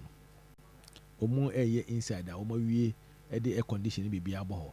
And no, in fact, yeah, you say no 100 of Agenda 111 projects and a cost CCA, they say simultaneously across the country. Agenda 111 across the country. Yes, Asantimantem Hanko. Yeah. Voter region, young or Trina. Asantimantem Hano, last 2 weeks, may call rounds. Yenti Falcon, ye agenda 111. So, may call rounds, no. Yahoo say, out of the 100, no, that's 2 psychiatric hospitals and then 98 district hospitals. Regional hospital, for example, because of the debt restructuring, and conform to Omoye and all this careful about Chiribano, you finish all the paperwork. You have passed it through public procurement authority. You the core Ministry of Finance or Mohimo. When the debt restructuring the Paris Club for Saomayina, then the contractors can then assess money. No more team at the Bayasi. Apart from Takrade Yana Amanda construction for Asha said the Grano almost delay because of the debt restructuring.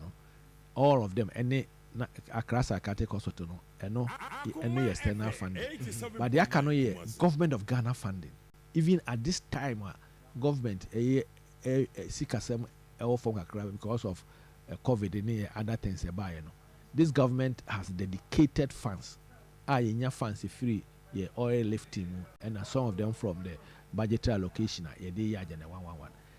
Out of do we have Sika completed? Thank you. Sika as I speak today, we have done the supply of equipment procurement.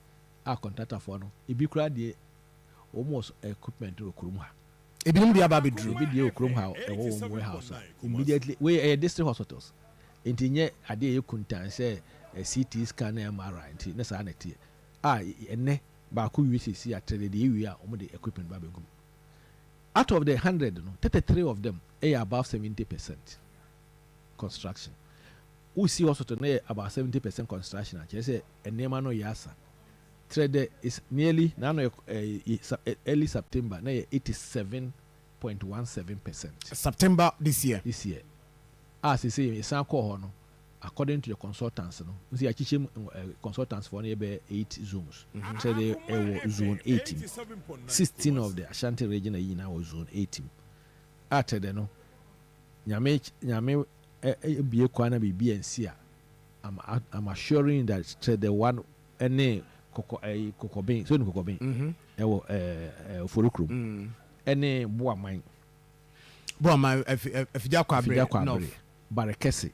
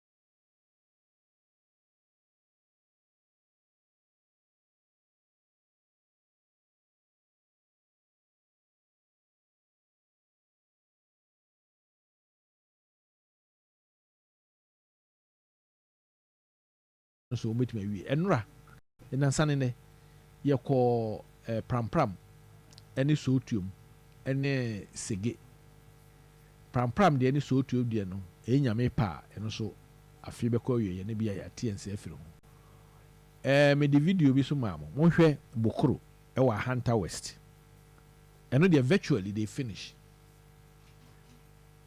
omo wie eno se agenda 111 enti okọ almost across apart from maybe about 2 or 3 regions almost in 70% because almost across about 12 or so regions, you know. Me why you say at least about 1 or 2 of them in every of these regions, upper west, upper east, was a Garu upper east. Oko a year upper west. There will be Winchow, any Lambusia Musu, Oko Volta Regina, Avidapa, any Peve, Oko Western Regina, Hunter West, Mokoro, any Mpoho are almost completed. So you are saying that I'm certain. At least, apart from Ashanti region, I can say about six of them. No, Anya Krano. I was say. There was a penalty pound to Sana with Free so you are saying that at least region be a bit many about Ebeka. Not all the regions. Some of the regions, because about 3 of the regions, Omu Enru, Ebinru 70%. I feel no Gusu Gidi. To say Okwa Hafwa, it's not likely will complete it before this year. But the problem is say, in such a way, say the next phase, in fact, another 32, about 50%. And a woman was saying and sent is what they do Macassi, any Bantamani, and so a good one, so I was one woman. Or the Biamico, the mechanic say, the Euro president, Yampahon to Manocrano, because the work is going on, the continuity will continue to continue. So what you say? Very important because, say, you bedroom baby a Bakazo na Sika na ye Pessi a DV, no.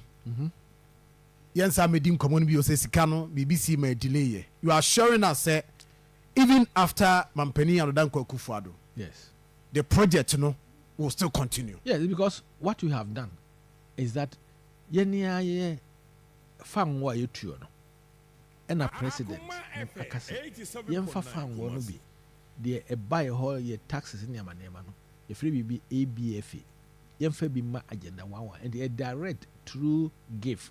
I imagine that 111. You are setting up a special purpose vehicle. That's the reason why I oko to about we are now. Oji apomudini tumwa also make sure say you don't complicate matters for yourself. Especially if you kurum gradia any of this data, any original. You shouldn't complicate matters because yeah hospital wo. Yen person beba no be by resetting. Na fe no ba hwehwe mu na fe na me hwe sei e be se we ye sei we say some na 4 years na so na papa wo ko be 4 years. So allow the system to go on because we are taking bold decisions for bold solutions. Ye dia kokoduro any so ade any ye de koye nti me de bia de me kan say aba we ayekoto no e ye nima mienu nipa mienu na wo mo di ka o moto no na me say me hu say me ni odike enso I but nipa me no di kan no me di kan we po ye mpo me di kan hwan oh you raba omia order number 1 ene Mahama omne atuasi agree I mean the amount for keka nyina ye hunu bi da sanity that's democracy because okoba be kura nipa be 26 e be kura no 52 people no ye be 4 pages and are you for the yes but normally almost the 4th runners and inside nipa me no di kan no 4th runners in there, you know. One of them is coming with bold this thing or a bold or the bold solutions for development of this country ever. The other person you be we minim policy me one policy kura probably you be interested in their policies in here. Which policy now kajana so can me say me hunu bi but they've been selling their policies to Ghanaians. Like what? Like they who can be so in your deliveries now one of them now can be will be a kunzu so why there also and also 24-hour economy. And I'm sure you are referring to that because there's no 24-hour economy. That's why I didn't want to refer to it. And by one of the policies, because for example, one of the policies are what policy are what you guys are going to be a oko conference omunye adwuma ma de enje kuma sesa do munye adwuma ma de enje health yenye adwuma ma de enje the honorable you can mention specific areas be say debate that one me ya kola ele say wo here ele nye opposite no mu ye adwuma na me wo fa bi o ye adwuma ho o ya o se na me ko o free 4 o'clock no about the following morning no ma de kontra now any man on be ye adwuma no ho the market is also there. Once you create the market in here no oko VIP station a man no aduane ma de anchi obi ze nka ade asa no ko no aduane obi anto be no aduane dabi enti o ye eyi na sa na ye no ne ye enti the mechanic say that is what we are trying to do the apomodene there. This government is a government who continues. For example, I'll give you an example. You buy now there was a VAMED project of 30 beds and 15 beds. There were VAMED projects of 13 and 50, 30 beds and 15 beds. Now a war with a central region no much as it be in 2008. Me kai pa me former minister Okajwameno you call the central region kopani nyina hontuma. We'll finish it. Now almost a pay scale go hanka 5 of those same clinics ewo Greater Accra. You call ye hase ya nye resetting ye hase ewie sa hospital na pa hontuma I think 2019. 87.9 then no was a pay scale go ha no ka ombeye hospital e bi wo your friend say no me see hospitals e bi wo weta somenya ene tolong bamboy sola sola ena bamboy ena bupi 6 of the hospitals you buy you know, we started it and we finished president and the vice president kopa hon president vice president kopa tolong ni bupi ni ayi ene sola no hon. So you acknowledge that you be told you be told bi project na sika ho a or mo finish na wo doubt say obi be bana on complete today once you have the money sika available. A typical example is Eurojet. A typical example is Eurojet. Chrome here, a typical example is Comfornochi maternity block. I was there in 2006. Year 2005, Comfornochi did 50 years. President Kufuor ebaye ena year okay year deba. President Kufuor ye did tune him say accident emergency block na a shasi a champion shasi 1974. Was a champion there 1974. That Kufuor can be a ben NTC. Na ye one floor pe. Kana block ni nyina no ko be ko 4 floors no wi.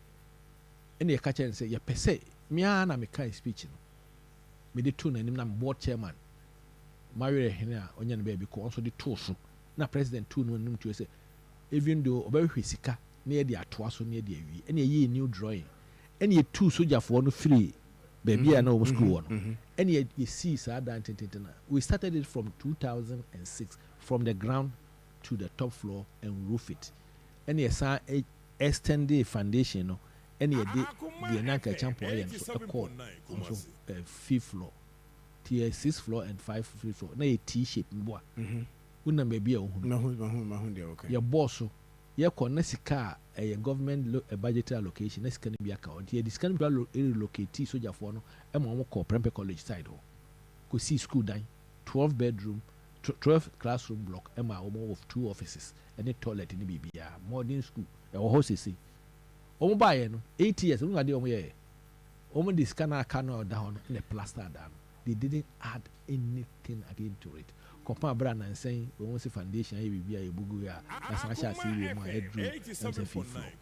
that is the typical nature of NDC government. Ashanti region Chiremi project omubaya omutimi year 8 years ye say ye kase hospital 2 of them for mana ene kumawu could they finish projects for example when they come for example Rich Hospital omudi hwa was see Rich Hospital phase 1 akwa Accra na nsen there be impact ye de nkyɛnse agye ho phase 2 ne nye OPD ni ho form old block no omu use as OPD obekɔ na nipa abo apem so no yade ti the way ekɔ no wan hwe ya obohura say phase 2 nkura ma this is what the standard gina so say enya de omu wie projects, especially hospital projects. I don't see what they do. Would you say at this tale of more term as more 8 years ambabidi pressure almost to complete these projects?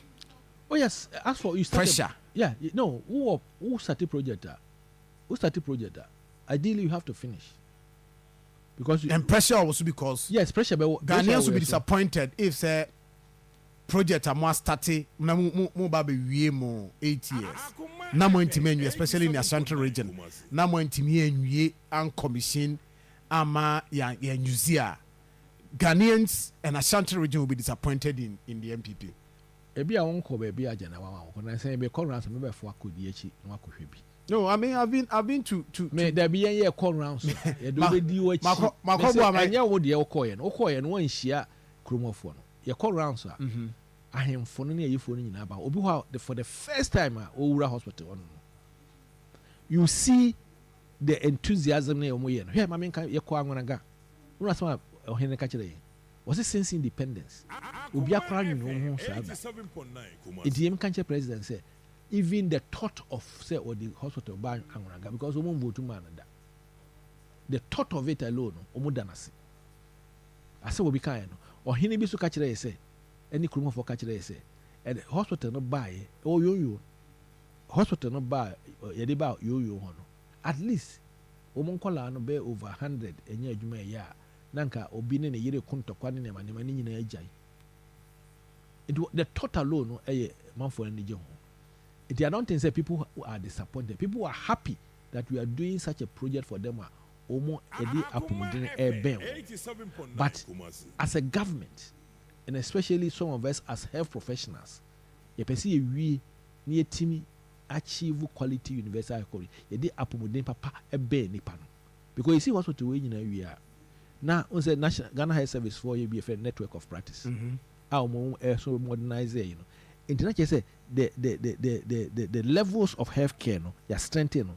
Na obi entu car in ambulance. We say ambulance be a twemo who or comfort because all the accident emergency centers all the friends say agenda 111 this hospital so it be our accident emergency center. So comfort accident emergency center will be the accident emergency center that we envisage the general who I see you know it's supposed to be the kind of the highest level 1 accident emergency center ka helicopters any air ambulance need to dey for 4 call na omotuma ya adwuma na obi enya bibi ketewa bi a otimi kɔ ebi a kokobin otimi kɔ trade otimi kɔ efese dujama otimi kɔ consumer nkranso otimi kɔ bo aman ena okɔhwɛ ne ho yade sɛ yɛhwɛ ne anye yi a ne de ne ba konfo anoche doc mobile commission yes commission we are getting a date for Seria.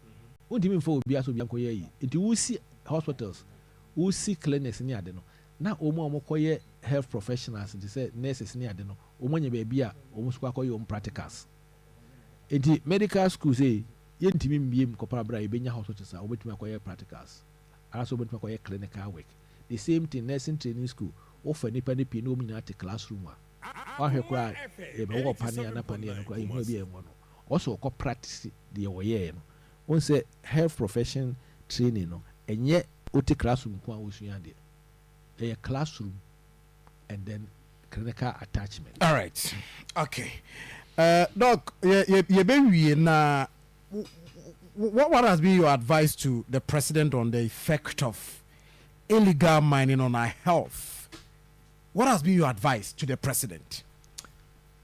Yes, illegal mining affects also health because mercury is injurious to and I say affect your body in any BBR. And your advice a woman you say untimi nka say small scale mining unya small scale mining here.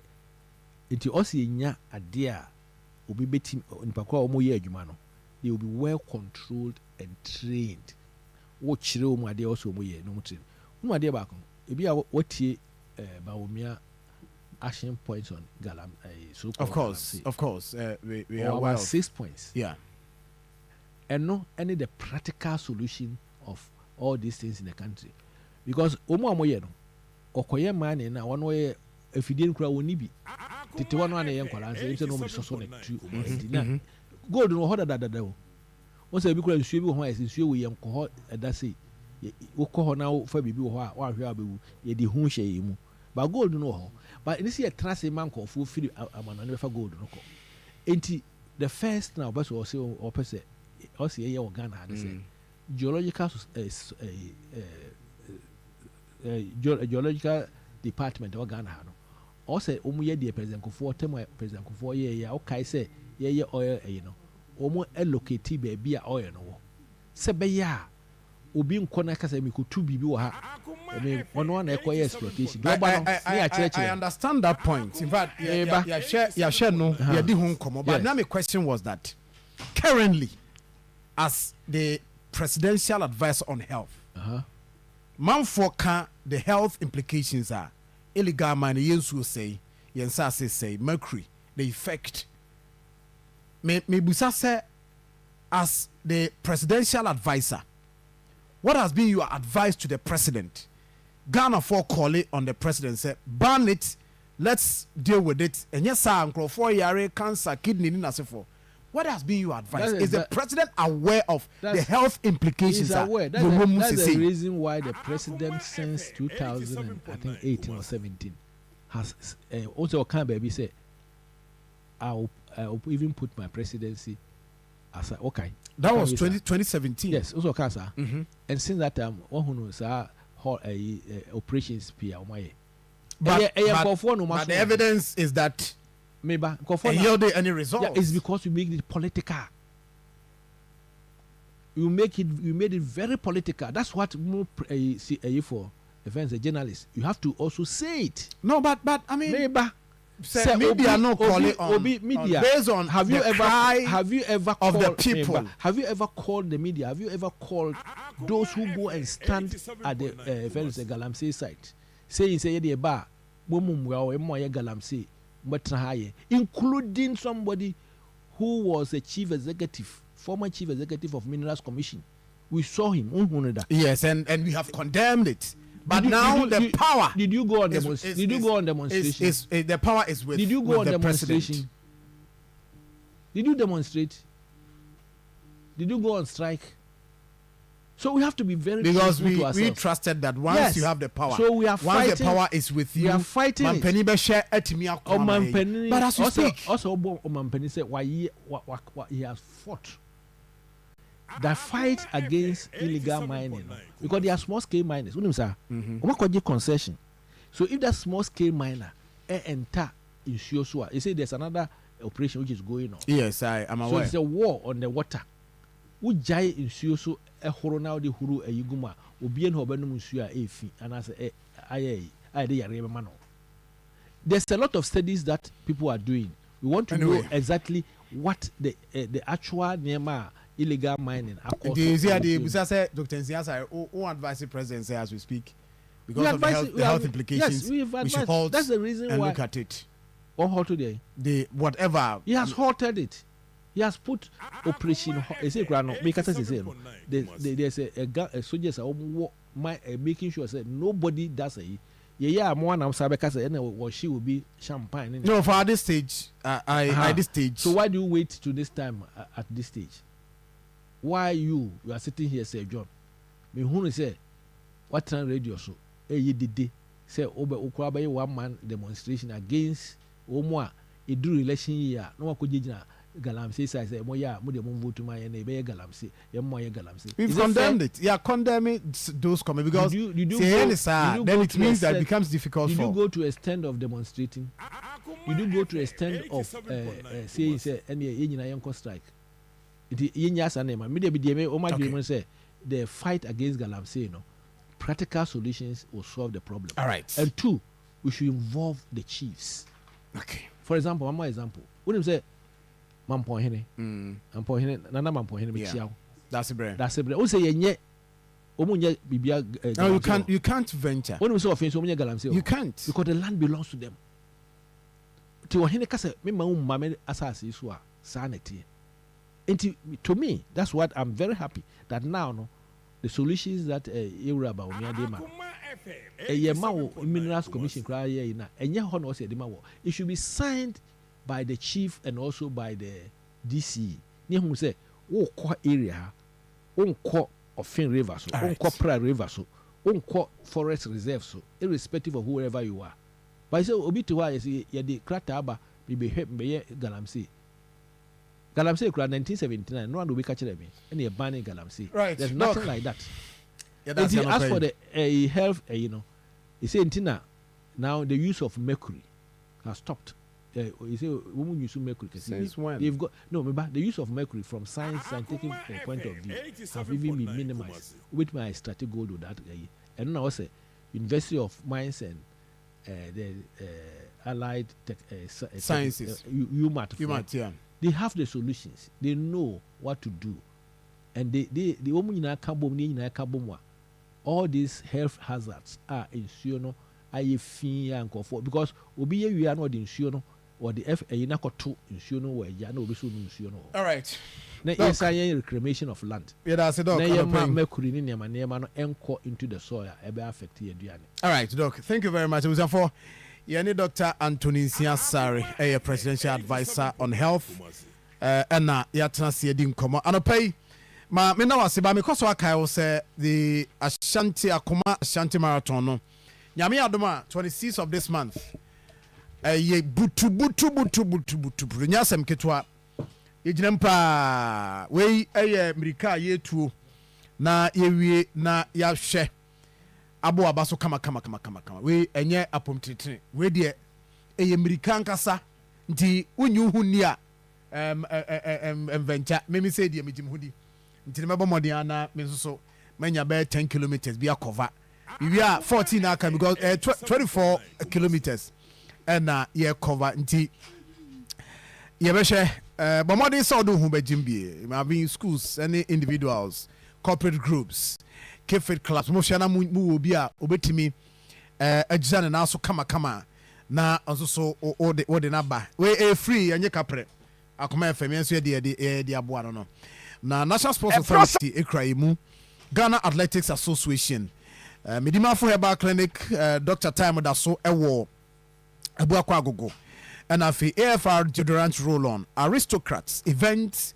ewo amakum na obefre number ni mpanyfo di nkomo 0209 119090 0209119090 and the Tiano Stephen Owusu, good morning, Washayen. Baroski say what the NDC expecting Electoral Commission to do. Even Common Resource Coalition is difficult for the NDC, but you are mounting unnecessary pressure on the EC. Their intimidation and hooliganism tactics will never work this time. Right, Nidia Enono. Now, Abajida Costa, good morning, Minia. I'll say Washayen. In Sia Daniel Insian say Dr. Nsiasari is a fantastic man, but the MPP government disappointed him. Central region is MPP stronghold, but Eastern region got more projects than Ashanti. Big time shame and so I don't know. Filippo Kwabri Kasemu say the MPP is the best, no doubt. Greetings to Father One, right, or Chiawaha. Daniel say, okay, Daniel, okay, all right, Danny. I'll say Dr. Baumia will be president, but not next year. And we are Daniel Eddie, I don't know.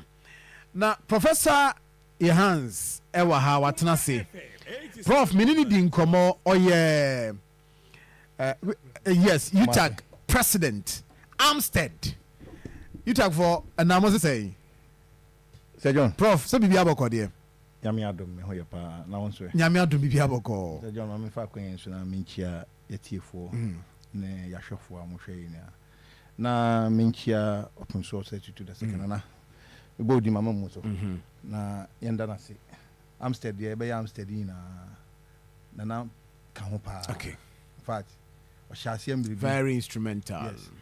And 87.9 Kumasi. Yeah, autonomy. In fact, autonomy no cry no it could do near din pan. John. And I'm finding one can I see. Even though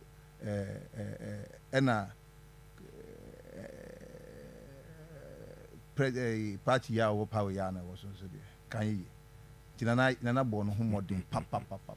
Tibia me ya na because he say nana ye ma ye no eni so ye investiture na di nanim nyam kase be ta chiri ma ye na ye da se Sejon I don't know you talk from where you are. Sejon ye hwe o yes mo ye politics too much one guy Ghana for bi nim na ka na Ghana for bi no say Ghana because organized labor mu no mu nyina na etu kwan and ho say we munya abotre abani si you talk for mo sit that one tiase organized labor ntu kwan o anya mo no nam kwa so mo enka organized labor you tag last year biannual conference e wo Tamale and na organized labor invite Dr. Yalba Obaye not the 2 year name because you know your friend is saying labor union and see yampa kwan you tag baba beka your friend is saying organized labor and see from there no your your friend is saying organized labor for meeting in the process okay you tag meet me and integrate it into organized labor. But I am telling you for a fact, for me, if that idea about National Executive Committee, UTAG, say UTAG and make organized labor, I will not support it. Because organized labor is not credible enough to have UTAG as part. The organized labor is not credible. The leadership now, they are not credible. Because I can be very certain with you. Because we thought they are in the interest of the people they represented. But Oma champion mu interest in so pay. Ama mwenye GDA wo mu. Why this time? Is it because what interest did they champion? Munya GDA wo mu say they should omo declare strike ama Sejon, any strike na people? Namo pedeng. Sejon. Inti Ghana baby a Ghana environment asay could what see console echi eya wo fe me happy good na na the video ba ko na na me man kran dia no se fato so me so hwe bi me anya me de me amatu kwan makọ man kran so akwa ko nsuo eni me amini wo de hwe me wo bo hu se me o na oni o cha to na wo yes me na me so id mu eni nsuo no na I say no good I am not happy in fact say wo ko ho ba Sir John. So who call baby? So we are not happy. Me, I'm not happy. And it's so big, but me catcher say, yeah, cock strike.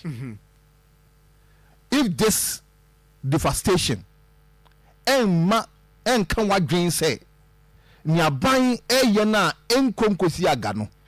yɛnkɔ ho strike ɛma aban no intensify anaasɛ ɔnyɛ nneɛma bi a bɛtumi ahyɛ mu kena sɛ nea ɔyɛ no nkosi hwee no ɔbɛsɔre ne ho so ayɛ a na wobɛka kyerɛ yɛ sɛ I mean, you tag, I'm telling you, say, me your hands. Everywhere I have been, they know me. So say, I stand for what is right.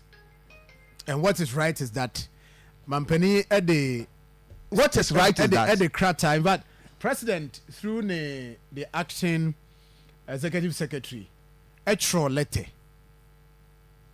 At the Bre organized labor. In the letter, no, we indicate the roadmap and near Manchester or the bois, yet ma achieve the organized labor, UTAG, Namo Share. 1. Mampeni say, wa intensify prison halts or more Juma mobile. In fact, whatever that they need, we conclude everything with them. Within the week, you say, Oko Brim River. Omakoho, our musizi, chamfine, Benny Binom, excavators near the Yehubi. Number 2, Mampeni Adodanko Akufo-Addo through the office of the president, Krate Bayano, I say courts, already courts, 4 courts, our must establish here, Wamode air handle cases of illegal mining.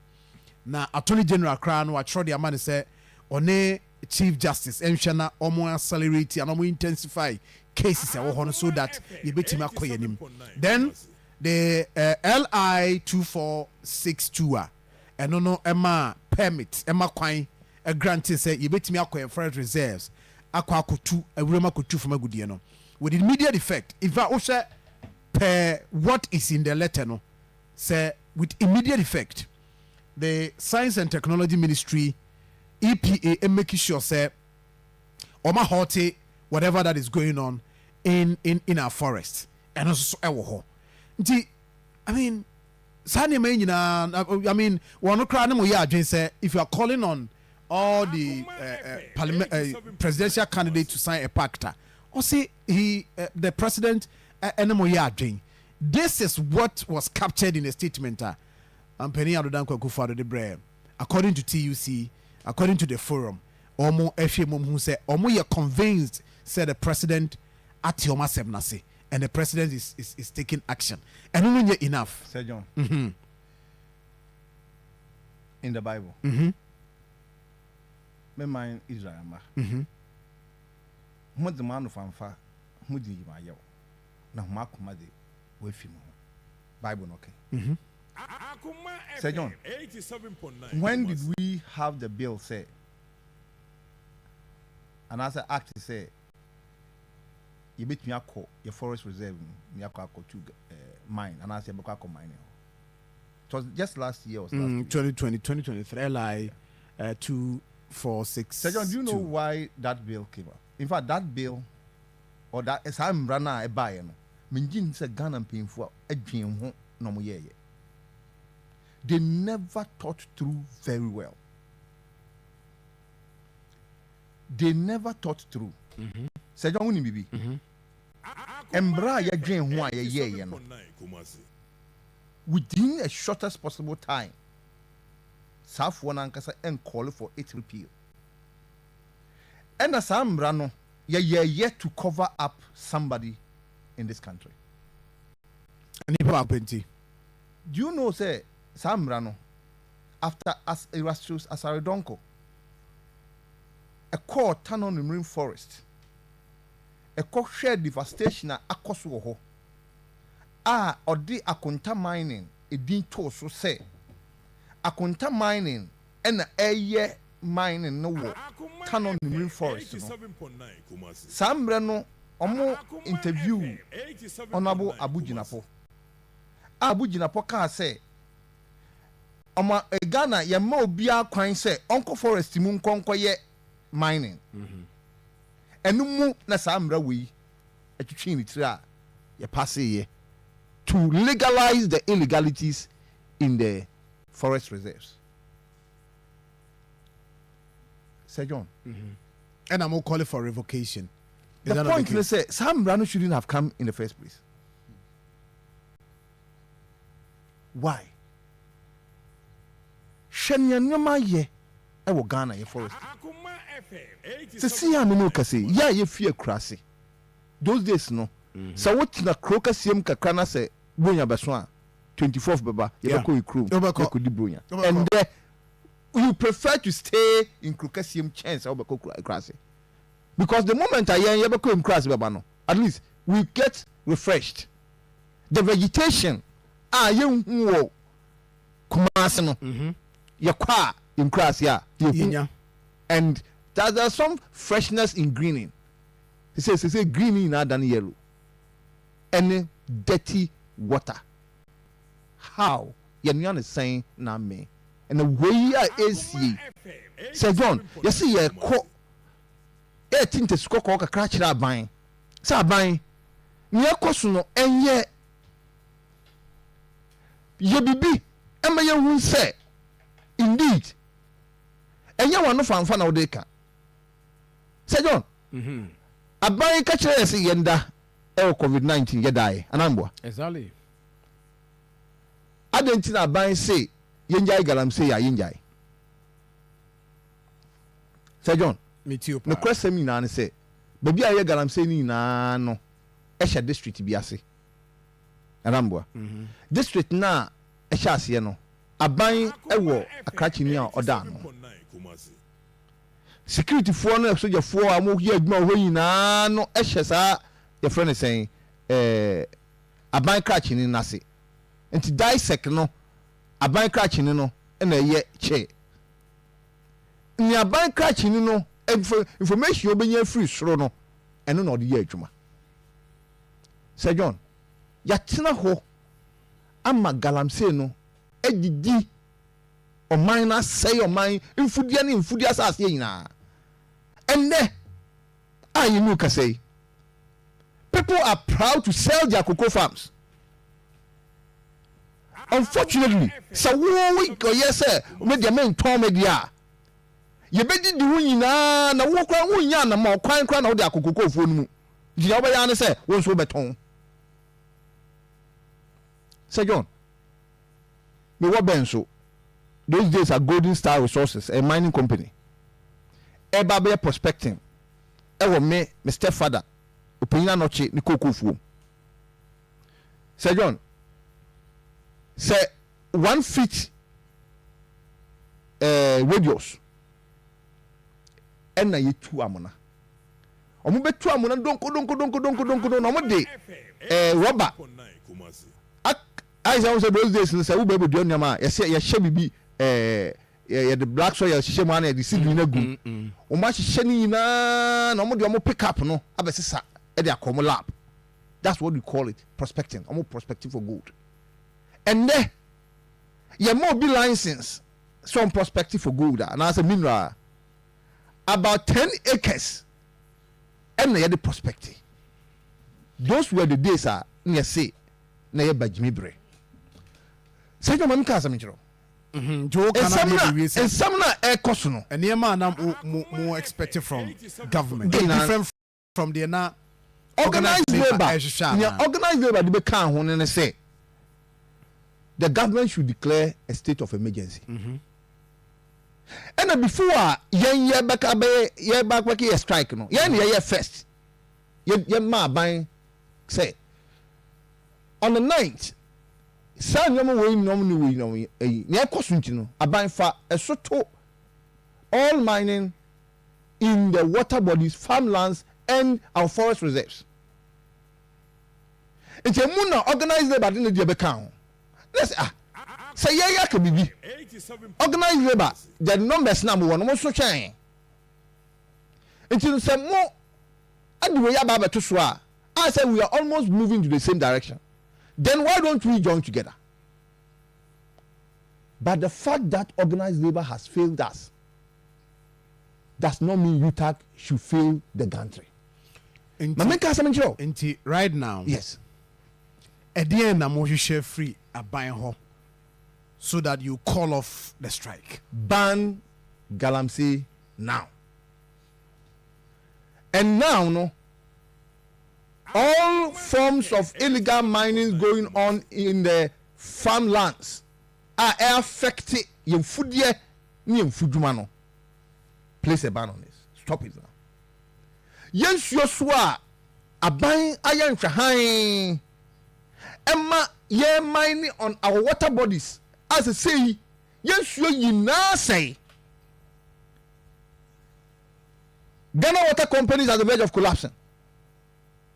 They say so would the Ghana companies your crown near Diania. It's more or less like you are poisoning yourself because you sure now every taps move bano. The level of stability you're cleaning up in chemicals. I had yes and your mano. Minia, ye queen who chance say ye my home qua.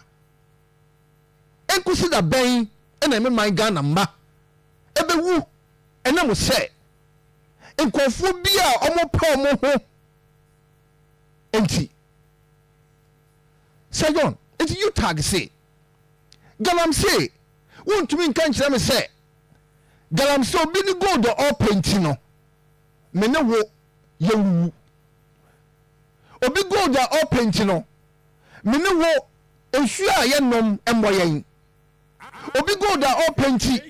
Sabe yedua ni a yedua ekwa asase ase no enkonko twe chemicals na me am ne wa yete kumase a sabe yede ensase na si dan yentimi ndua dua no kumase ye depending on nkofo bia omo free this galamsey towns no adua no ne yedi no yendidi sa nua no yewu Sir John you see you talk say omanpanyi se say no won ko no wontumi hu omo ye legal mining no omo ye illegal mining enu nti no enam say omo nyina atuafra and especially nimpa no ba be krata say me ba be ye mining legally no we just asina mankofo a omo ye illegal mining wagi sale tafu omo ho no omanpanyi fa to so senia cocoa rose sabi your friends omanpanyi bae when say contractors are no more legally or working in your cousin no the person me here if you show me hu enyomo bi wom still say yeah show me we are obi a ne de eya ibia ye be na ya adwuma ye no kre almost 1 year rules and all those contractors are no more legal contracting na no man pay halt here why can't you halt this what do you call it deadly practices that is going on in this country what paper so nyina no you are not convinced enough everything there has been done but no results was achieved. Okay, and the next point is that you see I don't believe in this practice where people create problems. They create the problems, then they pretend as though they are solving it, only for the people to know, say, they are not doing anything, but they are fooling us. And what I say is that UTAG, strike na econo, even though organized by pull out, UTAG is going to become a measuring rod as to whether the government is doing what it's supposed to do. And UTAG will continue to be the conscience of the people. And I'm telling you, and I've said it everywhere, UTAG couldn't have disappointed the people of Ghana. Okay. The reason is that omo ko strike omo ko china table na se omo fiwe na no maza UTAG for the chira omade. And you know, primus inter pares, you know better than them. Among the equals, if our students are failing us, we will not fail Ghana. Dr. Professor Johannes Arthur, thank you very much. From Prof to Dr. Keskin. My student, your student Keskin. No failure, you fail Ghana. Miriam, Amen. Medawasi. Boko there. Namiadum, Mamincha Tifo, Nyashefonina. Mecha Dr. Mahmoud Baumia, the flag bearer and leader of the NPP. Namachia, Yeminia Penny, Dr. Matthew Poku Prempe, the running mate to the flag bearer. Ras Samira Baumia, a Washanti regional in the tour. And Efe, Quasi, Sneak of Udin Common, Homani, openness now, or show, and I think it's good. Now, a netafu health worker cosmic, if you also by Equagumikum.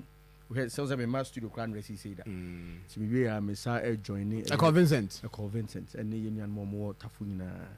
Now, let's say, Prof. Your hands, many opinion. there may be one more and I want to be very blunt. UTAG is being hypocritical. Are they? UTAG say you're banning all forms of galamsey, all forms of mining. Almost a state of emergency can be. I can demand. Okay. Okay, sir. What is a UTAG member? I condemn the statements, politicization of galamsey. Mining fight. What's a UTAG member be condemned? I didn't remember. Mama example. Just last week here, UTAG and ya brace up no more cost strike. We are say I'm buying in shout to but I'm just to move. Don't move on. What's a UTAG member? I condemn Kwakuba. You say NDC Suman so on galamsey site. Na boy NDC man NDC nya votes will be hodom. Na NDC so on could be to West Hakono. What's we are condemning? NDC Deputy General Secretary. No one professor your hands na NDC mo. Mustafa Bandi. Me who on the video ni. I was so ya buy because so mo tu. 87.9 Kumasi. Ebio abra minim say we been in academics na research ba. Nti me person ma a certain background to the making. As early as 1st December 2011, Professor Mills, no more interview no about galamsey since we na pra any say.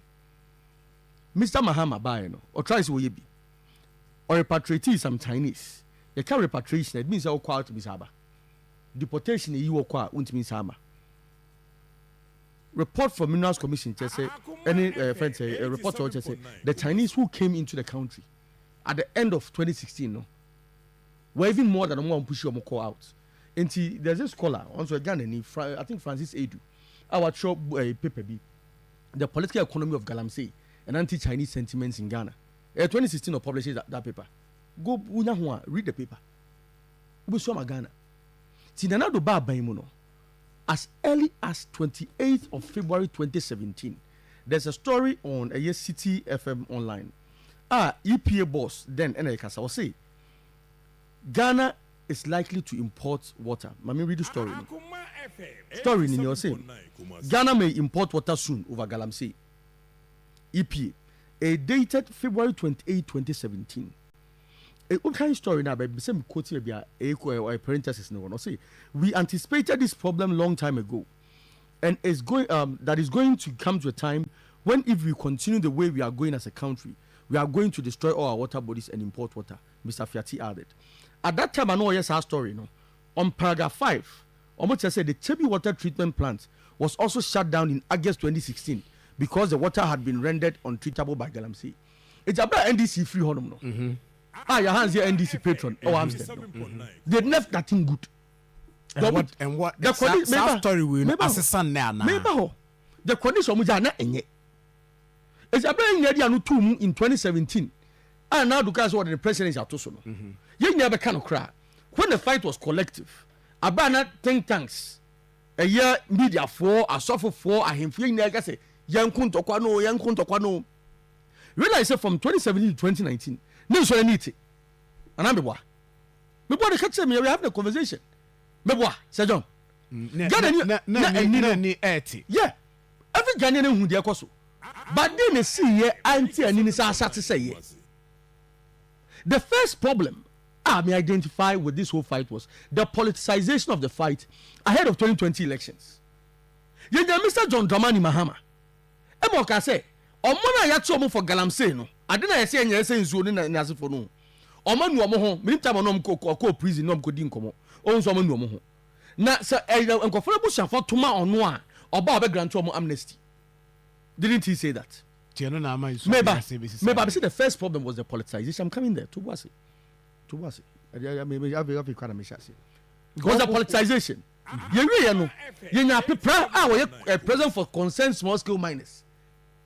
Our contest and this youth organizer twice in Ashanti region. And the Kwakuba I call galamsey sites. And Mr. Tony Obin. And Mahama what a CEO for Minerals Commission. Pepreka sana say oh Ghana betu galamsey. Na nado peso ku galamsey tiam peso. Etimu kwa monko tuma John Mahama o weni ya amumra metu. Kwakuba enso kasa na yeti do kai. Me point that me making say sa politicization ni question you take per se you take say wanted that your hands and your break say your hands was what say aban on one call for yes this kind of campaign no wanted that now onim yes oh kempings ewo I agree me fan say medical kin kwa buche me ateme campaign some here politicians politicians nkwa businessmen asofo they are there obi no bit maka tell me say baby no etu galamsey na ye illegal mining ohine owo onya beneficiary one way or the other and no ohine no ohine na wo no fa so be nya free no so beneficiary ni den asem na okay I want you to explain that one dem me explain ni say ohine say on pene so a na say wunya bibia mfi ma why are you quiet over it jo ohine wa kan no atuma ye bi ho no e che say oka ntimi convince obi ase oni hu bi. So are you saying Mampeni has been quiet on this or a beneficiary? Has he been quiet? Mampeni has been quiet. Has he been quiet? Then you are not being true to yourself. He has been quiet. You've not been true to yourself. And then NDC, it's me, NDC and MPP. Gab no in parliament, it will close his eye. I didn't. Me say, what's your Kwakuba has more say? Najumo Yama NDC. Money je home pa, Mamunya votes will bring. The master sponsors and Quibo Basako. Kaskin, the reason why I make us say Mampeni has been quiet is that I'm telling you, with President have had opportunities on several platforms and Uncle Bitimama Ghana when Ghanaians were calling for a ban and those stuff. Now no Oba when was that opportunity? Oba when was that opportunity? Now no Oba Ghana Bar Association conference or Santimantembe. There were calls from the president, the bar president. In fact, on the same platform na era, and so cause walk ugwa na nemo hu ye wo e wo praso na ehu. So are you telling us say president has never made any comment on Galamsey? Meba. Is that the result you're telling us? I'm saying that in recent times, I've not heard the president on platforms. It's a different thing. Because on Kaya, it's also another different. It's also another issue. Let me give you platforms. I make one. Maka idea. GJA dear. And so my platforms are also member. So, I am saying that in recent times, call on a bar. Ghanaians are calling for that. President has been quiet. Also, I can't. If you say President Bar Kunyasu, there is no president putting presidency on the line. Even when at the time of all elections, and then the opponents air campaign or Galamsey side Sitiano. It will be MPP as a party. Name me call even Manson campaign. So be bofu. Bankasi Lucio, me say na edding. The man so we know. Yes, I know. What I say? But we say Priscilla Valley. We lost it. Because of Obi can say yes swing. Obi can say yes swing. But the best MP they've had was Barbara AC. Development and why you're home no president and why you're but she's still lost. Baby on man, you be winning, but the margin no close significantly. What I say? Baby man can save seat too. Me point I me making say the politicization of the fight never helped anybody. But some and the hypocrisy of Utah, they kept quiet. What to say ne just last week Omiana NDC Deputy General Secretary Mustafa Bandi Kasa anasem no say Galamsey ne dey ya ba bo be koswa tu Kwakuba so kan anasem say NDC ma say onko Galamsey site what say Utah kwa complain where did you condemn it? Me say where did you condemn it? You are a journalist. Where did you condemn it? Okay, sir, Prof. Me say you, Prof. My papa pen can point say too. But Prof, on this platform, man, can I say write whatever you want to do. Let me what I say. You think has been hypocritical. What in the you take no? Na me dream be home. Na em de so busa ne say you take no more expectation price. Or say ban Galamsey now. Galamsey is already illegal. And Galamsey is illegal and yet the term for illegal mining. That's a cost. So me say it's already illegal. Doing that's a ban and illegality. What I say? And enforcement a issue and correct. What is the enforcement a issue no? Me you so agogo as an example. Obi a wote bi oni agogo. What him say na ntwe call park ha adwen pa. Kroma for them place so mo kabo mo say fight no. It was easy for government to assist cyber fighters had to kwano. Now what ntwe ensem ni bi. The difficulty with mining is say the people in the communities are themselves beneficiaries of the act. Not just beneficiaries, they're also benefactors of the act. It makes it difficult. There is no government on earth No person. Ubet win such a fight when the community is not interested in assisting with the fight. So how do you take for so many man? Now let me deal with the UTAG issue. Bruh, share a year UTAG. They do a lot of research. I think say UTAG declaring strike a zero productivity venture. This is the reason. UTAG members, they consultants to mining companies. They are very experienced in this area. Last week, when the Prof share, clearly Prof at their about environmental and mining. Said the Prof then didn't read that name. No, Prof have been share last week. NDC. Last week. Can USC Prof? Can USC? Yeah. But what's name in common? No. Okay. What Da you say? Costa. Da Costa. Da Costa. Yeah. What I say? There are people like that. Yeah. Consultants to mining companies. Their experience is needed around the policy table, not in their bedrooms. I'm just saying. So I could strike, and so could fee. That's what I mean. So I could strike, I could fee. Your hands, everything you have, or nim there. Now your hands in nim there, could fee. No, if I'm at the policy table, is UTAG helping the matter? The question is UTAG actually willing and even committed to this fight against Galamsey? Nah, no more strike. And what not engagement be how no more de boana? That should be a question. So we say UTAG. If no, I'm asking because also I'm TFI. Me say I believe say omo experience no. Say come organize labor so come a strike organize labor so there be government I consider to some things government maybe ntia no. I go from experience so I'm not to the decision table. What just say? Name government adi way yeah research I say A B C D yeah say. I think that is more productive than so I can my strike me continue. Really, it doesn't add anything. Secondly, the other point is say UTAG members currently who's students are making Prof when him say no cry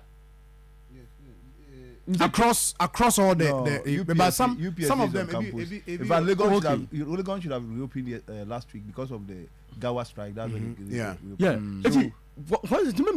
universities be Brahma Kwai.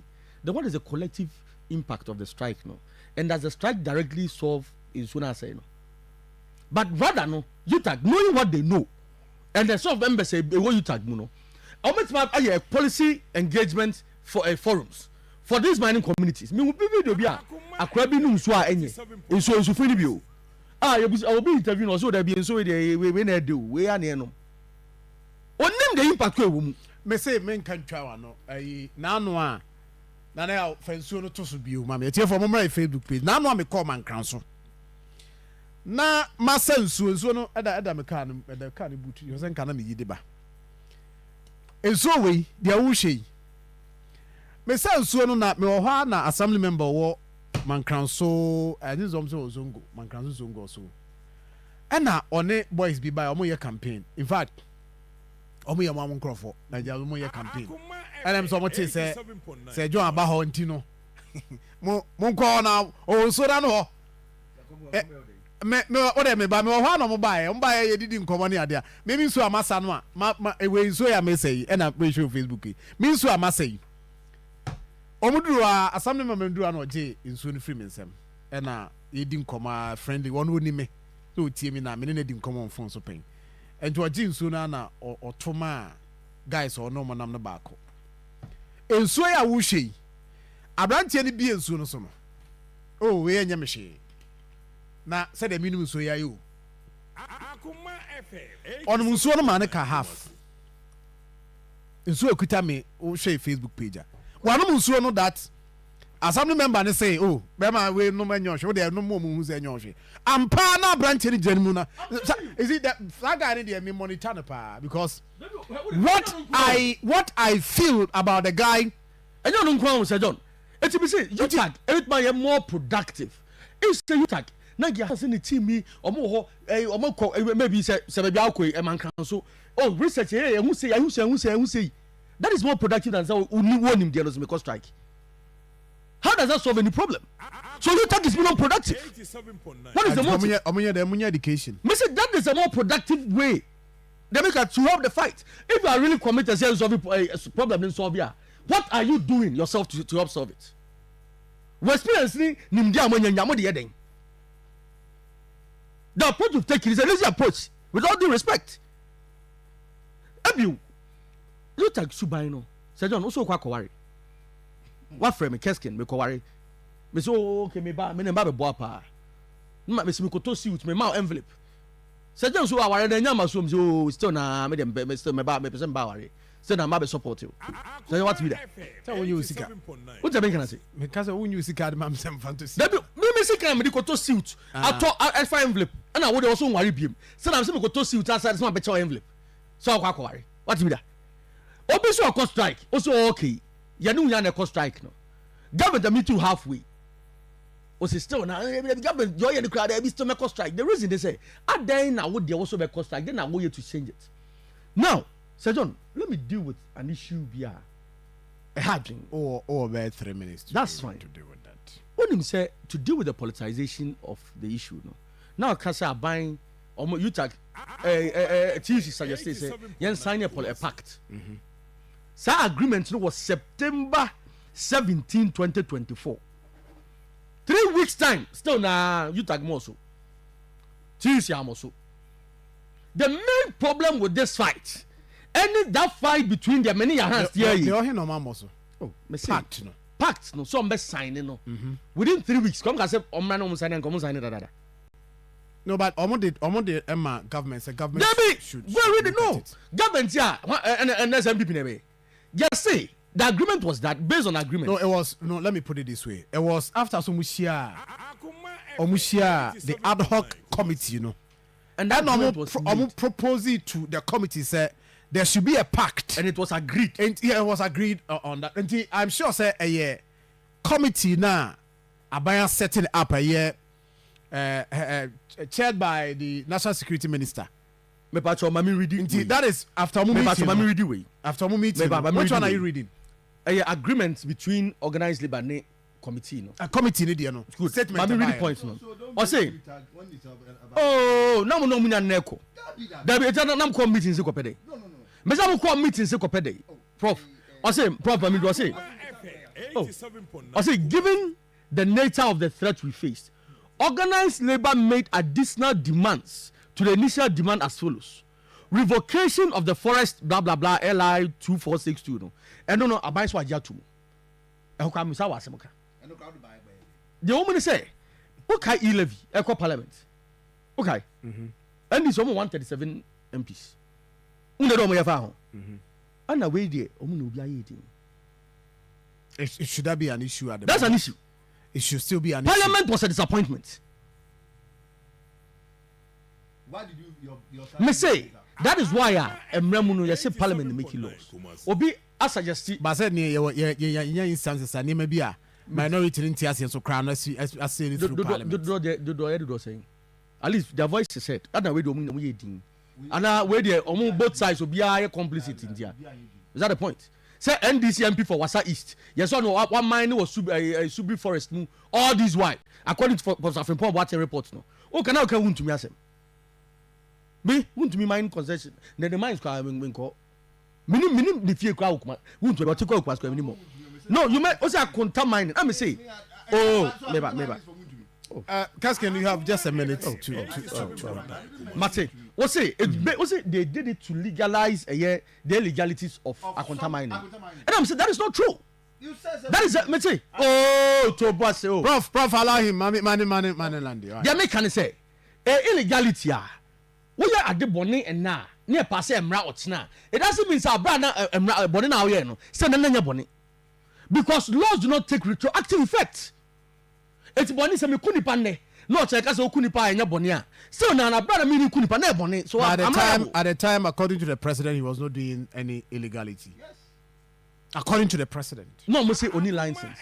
No, so Akoma mine has a license. Or say And that was exactly that was must say or say not must say Akoma mine any license. But based on evidence, Akoma mine no license. That was the issue. That was the issue. But president says Akoma mining is not doing anything illegal.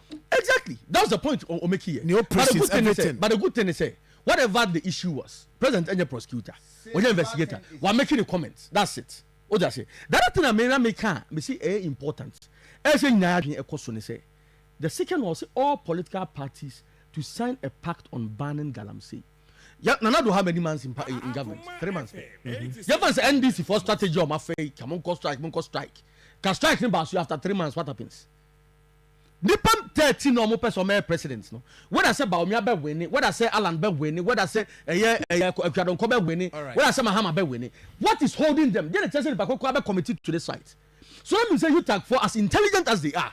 They're going to make this the first necessary step.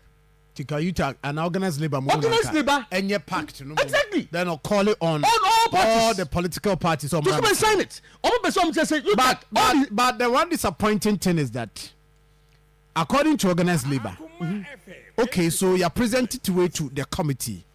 Committee no crack asenka organized labor and koyemra enka any problem. But the committee accepted it said there will be a pact and they will hear from them. According to the letter by say organized labor will hear from the committee in a week's time. Government letting by the last one we muji two mubi. And we did I was saying call for a national pact on illegal mining. Government has urged organized labor to encourage all presidential candidates and their political parties to sign a pact committing themselves to the fight against illegal mining as part of the election pledge. So here, government and can say organize labor and prepare, but or say encourage them to do what. So when the pact is ready, organize labor is encouraging them. So get this point. Me point I'm making is the first reasonable step, and he say. So organized labor and air quality say you see. The first letter no say organized labor and make it subsequent your friend say conditions. The second one say mungin to mess any pact. Abai say maja to in the second letter. Maja to yes any pact in patrol encourage you. So where is the pact? That's the point I'm making. So where is the pact? I make say from 17 when the pact is available, organized labor will encourage. Then the encouragement will come in. Oh yeah, you bring your hands. Any this father catch say I dey buy and prepare for fairness I ain't names so and organize but never some strike no and to show some you tag for serious I'm a you tag and in the following 19 chassis. So these are conditions. This is your proposal. Is that the case? This is what you tag should be doing. Okay. This is what organized labor should be doing. Right. Hey, your share galam say my koswa. Your conditions say A B C D E F G. MPP, CPP, GCPP, whatever. Muna be show say you committed say etokwa we obaba beku. That way no say na NDC for one ko galam say pit mu. Na NDC general secretary ko joka chenko for say media e ba mo be koso atua. You don't make us a dada. All right. Mufu akra ma ko say organized labor see some ko strike. Okay. Mu ya ba asiye say o da bi ye support mo. So my body be for PV John to asime kanjo say the okay kano. No, offer them some support galam say for. Yeah, careful. All about cassette NDC for no mo yes hard man. But NDC for na kan do musu ban. Wasi ja the okay kano. Say den. Of asime kanjo si ja do. Say kutia no. Minya Keskin. Yeah, Prof enya hwe oso so odi mami so menti. We are mama my tie for comment e ba no so. Let me tell you something. No so interest. Let me tell you something. In this strike. Let me tell you something. Prof, position camera ni mama na menti o. You see your interest. I am somebody who is not a hypocrite. Me a hypocrite. And now you tag now me here or Amstead no. The people voted for me because they know so I fight a good fight. And I am not hypocrite. I will not sell their interest for position and promotions. That is not what I do. I will always put the issues on the ground and let the people, what the people deserve, let them get it. And simple. So the people voted for me. Now, they knew I was an NDC president. No. They knew me, and you know that. You know that me, your hands. I have not hidden in this region. Keskin, put your mom kasa. Keskin manin kasa. Sir John, I'm kasa mjira. Dr. Nsiansare, kasa. What the question be chacharo? Oh man, why bre? What has been advice to the president? To the president. Oh man, Nankasa Kajre say president didn't take advice. Galamsen were tune for bounty. Is that what you say? Oh, but in some kind no say he has been advising the president. Oh please, Meba. The point is say. One can say.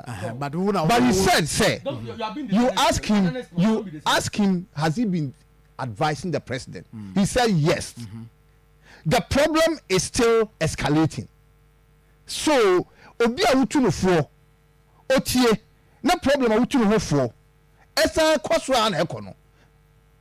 I mean, analytically, it tells you it's an independent tie. That's according to interpretation. Analytically, seriously, me pardon me too fufa ade we say as dey we yenye. Me a health special health advisor. Me nam say me a doctor. Na me a health advisor to the president. Mama omampeyin no afutuo say ni. Enso ade na me too hofo no. Ekwa na ekosoro. Nyame sika cho say ye no. Enye no na ekoso a. It means that nyame afutuo na me too no onfa. Number 2.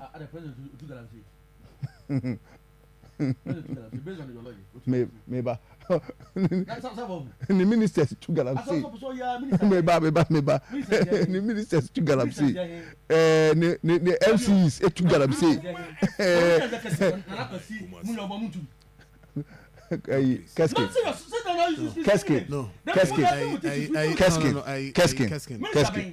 Keskin. Messi. Do you have Mr. We are going to bring out the pictures of do you have proof? Mr. We will bring out the pictures of their sites. Obama proof. I'm about to have proof that to Galamsey. I know can one Kazunya. Or mention any on yes. Now we can say minister to Galamsey. I want to get any sinner sources of to Galamsey. I come on. One can say watching a report on the Bible. And what's some now can Prof, let me handle this issue and Sana Wabem. You have to be fair. No, but you see, mentioning I'm being fair. How? I am being fair. How? Mentioning the Nana Kwesi. Only concessions. That one I don't know. Find out. That one I don't know. You have the pictures. You have. But I think that's the kind of politics you want. You have proof to that effect. It's some fitty a mine. Keskin, let's deal with this. No, because we need to deal with this. Let's do it. I don't want us. Let's do it. Any problem? Say the bear. Your platforms.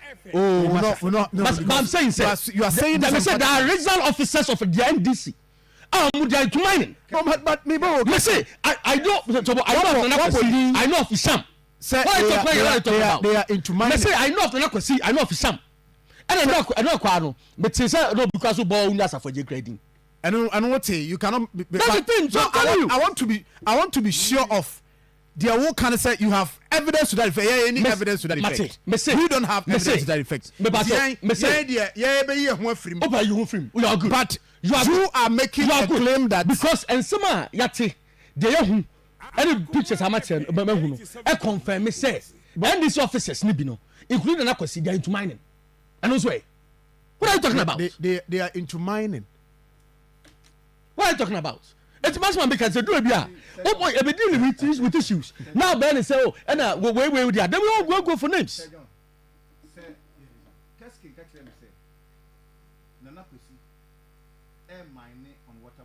Because will be a mining on water body. Don't bring that in. And can no now come water body. I want some MP minister be mining on water body. And then this DCB. All I'm trying to tell you is what is that? One mention Isham Afre. Yeah, my friend. So I'm and it's important. Let me speak to him. Because one mention it. Also, fortunately, Utie and Wafre. Isham, good morning. Good morning. Now, upon to saying.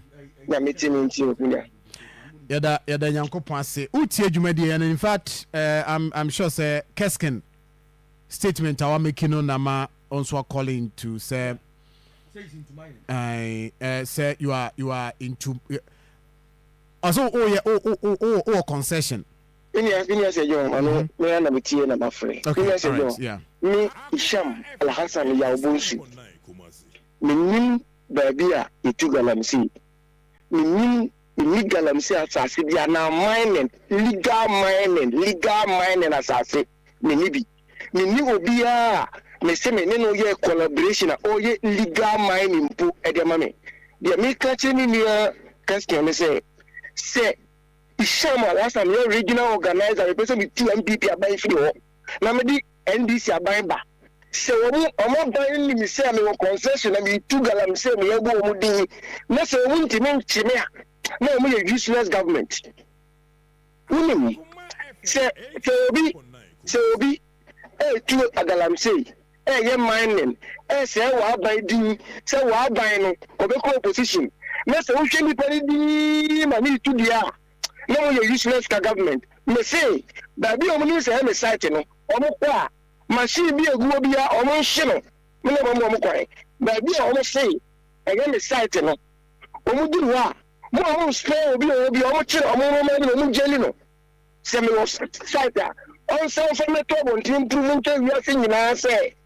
ya Isham Al-Hassan Bonshu me wo mining site everybody say omakochi omachini purupa nyina se mi sha me ba ho se mbe ma obi aso belia omo jeli me so menka ho ni ere o guni pe mo sesa mo na mo tugala me say ana mo bi ya ayi me chairman na kare same thing ana no so kare same thing se mo hu plan no to kono fa ho mani shimu a mo so ho mo mengali sha mo din me see so me life I'm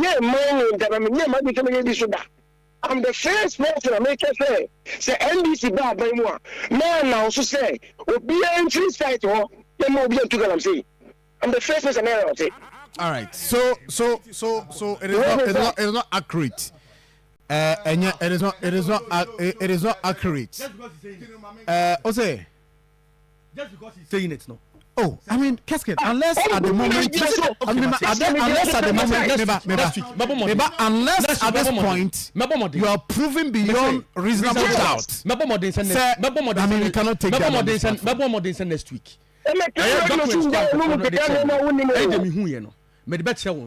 Na say don't say Isham. Say be for the fence Isham Alasan. Is that a fair point? So we to the people Let's listen to you.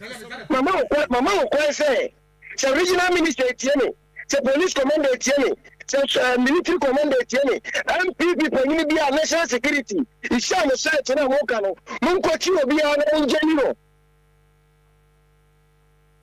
Document. We need document now. I don't have any document. But is he the only Isham Al-Hassan that? Is it the only Isham Al-Hassan that you can refer to? Okay. So until you produce beyond reasonable doubt, we cannot take that one from you. Yeah. Isha meet you. Meet you. But no.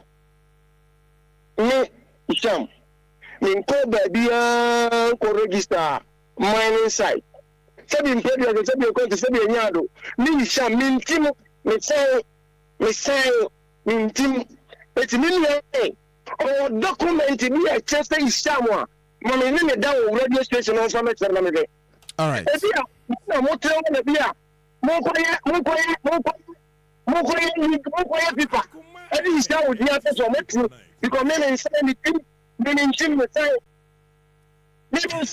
Okay, right. Isham, thank you very much. That is the original organizer of the NDC. In fact, Keskin, so until you are able to produce, until you are able to produce that, so you also said, say, Nana Kwesi, also a site, mining site or concession until he's into mining.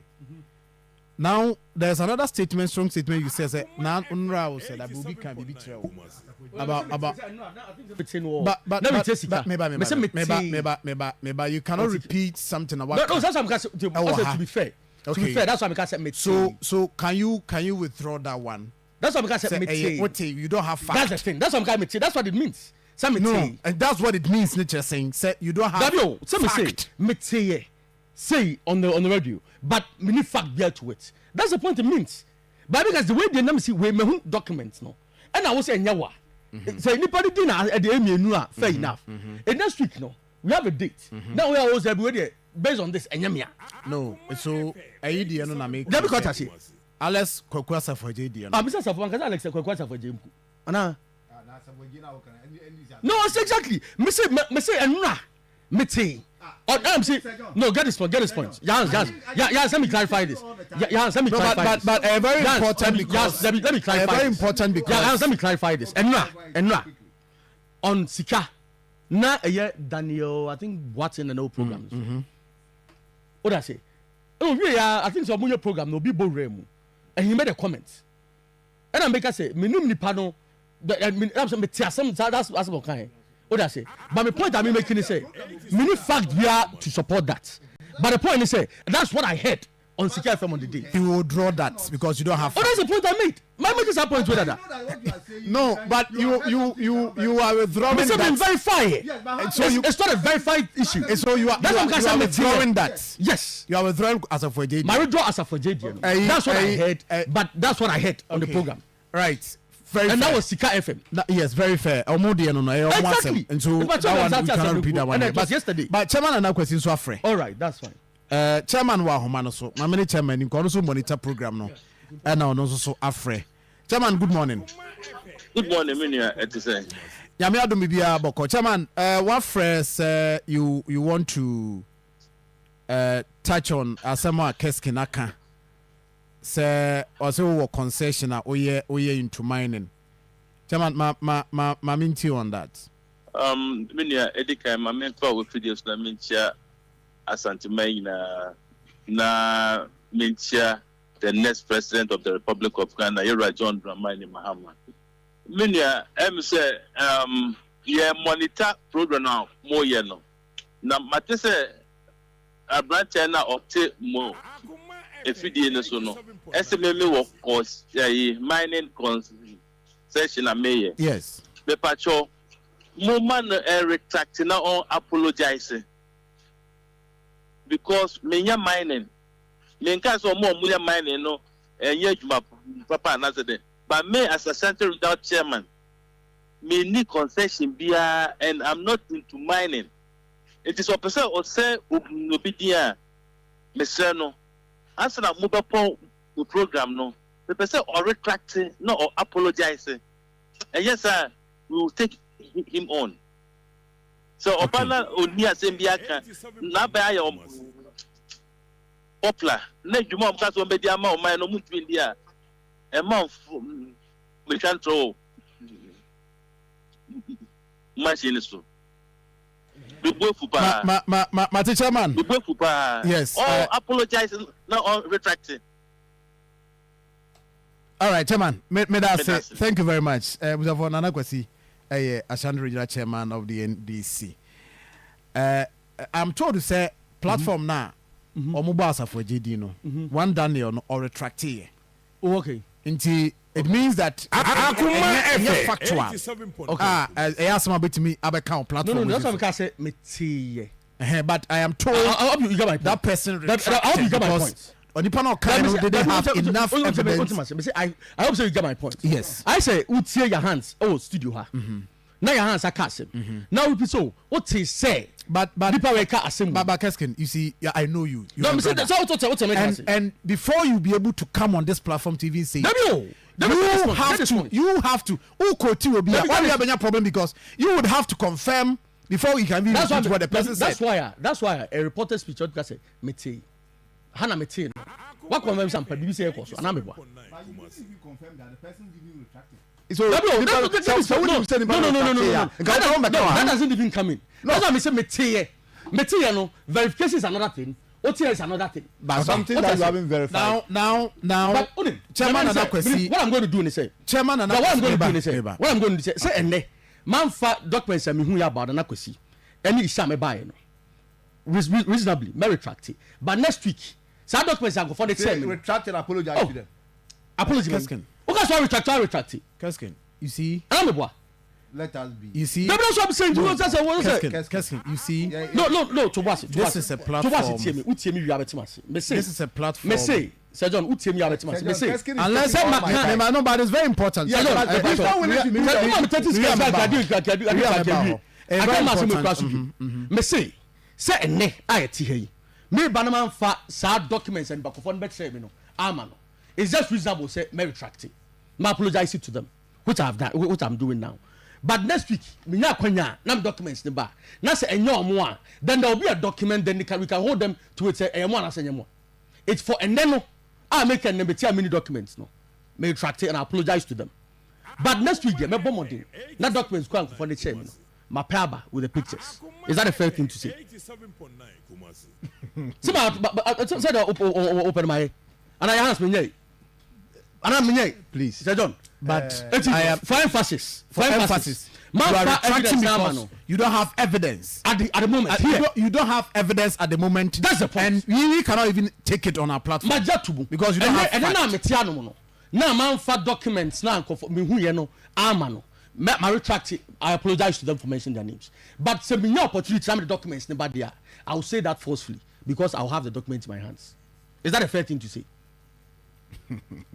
Please, no, what can it's a fair thing to say. But for us, what's say? No, for us, you may want to do it in whichever form. But I'm saying that for us, Akoma FM, any power wabomudino akasa on this platform say they are not into mining. And I'm say into yang Akoma FM, yang any fact. Mami say responsibility for whatever that happens. Nana perceive any isham for the fact say na me boy I mean you I mean this why yes no I didn't hear you mean and I told you I mean so be I didn't hear I'm telling you I didn't hear you mean I heard but no problem the point is whatever the issue is and now me ba man fa year na kwasi document me hu ye and isham document me hu ye which suggested say omo will be no man farmer no it's just fair so coming more within I retract and apologize for mentioning their names. Okay. But any day, I will put a document behind and I'll forcefully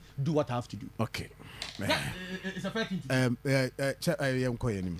do. Sir John. So in this case, if they push you that produce the document and defend the document, you are saying that based on that. I see a document. All right. But you should be able to peruse the document to get the understanding, to be able to make your case right. That's what I'm saying.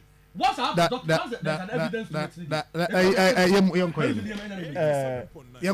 Sir John, me can be if I say Oman Payin and Adan Kakufuado. Unfortunately, he has failed the people of Ghana, especially when it comes to the fight against Galamsey.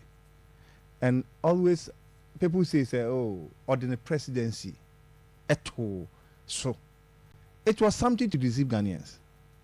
He deceived Ghanaians with that rhetoric of the fact say but the presidency are to the line. Look, Dr. Nsiasari Kasa, I say the in summer Dr. Mahmoud Bawumia de do a claim say or be fighting Galamsey, you know, is the best practical. I said, Papa, into practical way in our ho. Mutu o mampayinfo. Mwentumi ntu o mampayinfo say. Sir 8 years there is 2017 I do presidency to so no. Dr. Mahmoud Bawumia a practical solution. Bold solution to fight Galamsey. Mwentumi ntu o mampayinfo say o mampayin sa practical and bold solution we yetumi the fight Galamsey. Na mo twen say o medi president. Omo say bibia nwie ansana or the bold solution aba. This is disappointment, serious disappointment. And you see nyaya ewo ma we mu say Dr. Mahmoud Bawumia ya kasa bia say oh he's his own man or your mate driver's mate on the na or vice president constitution no and defining role bia man. I'm say why are we doing this to ourselves? Sir John, won't you ma we mu na 2016 campaign, Dr. Mahmoud Bawumia was the one because Oman Payin and Adan Kwakufuado catch there and say, Sabi, only the economy, no yadi. Dr. Mahmoud Bawumia no why more Bank of Ghana.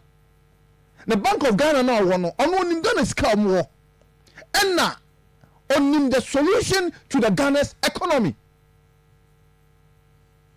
It's you know 1 cedi sisi ɛyɛ $4 na ɛyɛ 4 cities no Dr. Mahmoud Bawumia no expertise na ɔno no bɛba abɛyɛ economy no yie ɛnna yɛ tie sɛ bibi bɔne biara wɔ aban mu a Dr. Mahmoud Bawumia sɛ nyɛ me ba bibi papa biara wɔ aban mu biara no Dr. Mahmoud Bawumia sɛ ɔno na ɔyɛɛyɛ adɛn nti na obi a wotufo a wontie we take credit for the good things megye di sɛ mmerɛ so sɛ yɛde no korɛ bɛbu ɔman Ghana Dr. Mahmoud Bawumia is a disappointment when it comes to Ghana's economy. In fact, baby a yɛbɛbɛdu wɔ Ghana yɛahokyerɛ a yɛwɔ mu yi Dr. Mahmoud Bawumia is the cause of it because he's the head of cause. Oh yes, he's the head of management of economic management team anambua Ghana economy no Ghana economic management no one na yɛde ne toa no sɛ John ka kyerɛ me Ghana economic management team no one na da no Dr. Bawumia ɛnyɛ no korɛ ɛnyɛ answer anaasɛ economic management team no yɛde Dr. Mahmoud Bawumia na toa no economy no nso agyerega it is economy no agyerega one yɛmfa hyɛ no sɛ driver any mate ɔmo te car make car kenya accident a yɛde hyɛ one ɛyɛ driver ebu okra de bɛhyɛ passenger kasa dodo passenger distracted driver ne tu metua so nti when it comes to the Ghana's economy the driver was Dr. Mahmoud Bawumia he's the head of the economic management team oh is it true or false absolute meba to implement all please listen when it comes to the economy unless of course Dr. Mahmoud Bawumia say otu na na do phone wentie but unfortunately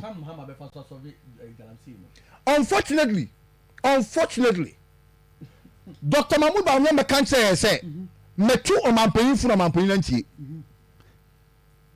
I can't go there. He himself said you and I were not there me enum ne say Nana Akufo-Addo at the Ghana share economy ne share wonsa say one na we management head of the economic management team into to Ghana economy ni nyina yie mayen we picking from 4 cities we dey do 16 cities all right this is a manner and there or see for Ghana economy in okay mama ka sam chiro Ghana economy na e wo ho no se se be bia agirege kodu no you need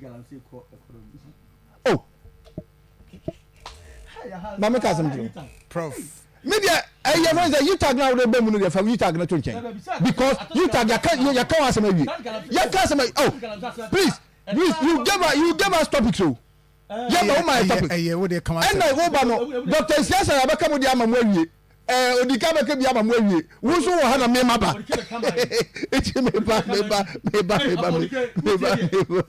han se we MPP ni o so be kasa be MPP echi Sir John asema wo ho ni na ne say prof one Ghana if you are looking for omampanyin na wadi Ghana hwamo pa ye na Danko Akufo-Addo number 1 number 2 who omampanyin na sebe what like he hide behind rule of law for people to commit evil in this country and not Danko Akufo-Addo. Seriously speaking, the president is a lawyer. However, he will always say that let us follow the rule of law. Then people will intentionally right. Any Ghana economy amnesty up no. It is an indication say this government has failed. The presidential candidate of the MPP, who is the running mate of the dam, and then the vice president of the Republic of Ghana, no, that man has nothing to offer. Right, and Ghanaians, Prof, thank you very much. All discontent they deserve. Thank you. Kesken, William. it tells you the entire UTAC for only being a strike. Also, when you tag president, so it tells you the entire.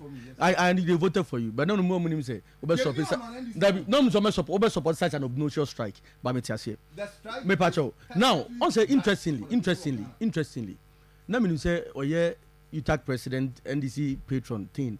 Now NDC rep. I can't even the Mahama Bayer to solve Galamsey. I want to focus on the Baumia Bayer to solve Galamsey issue. You know?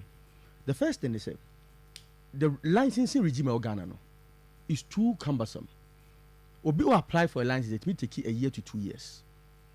And to pay you know, over share Jumedia Ecosono, Obi apply for license.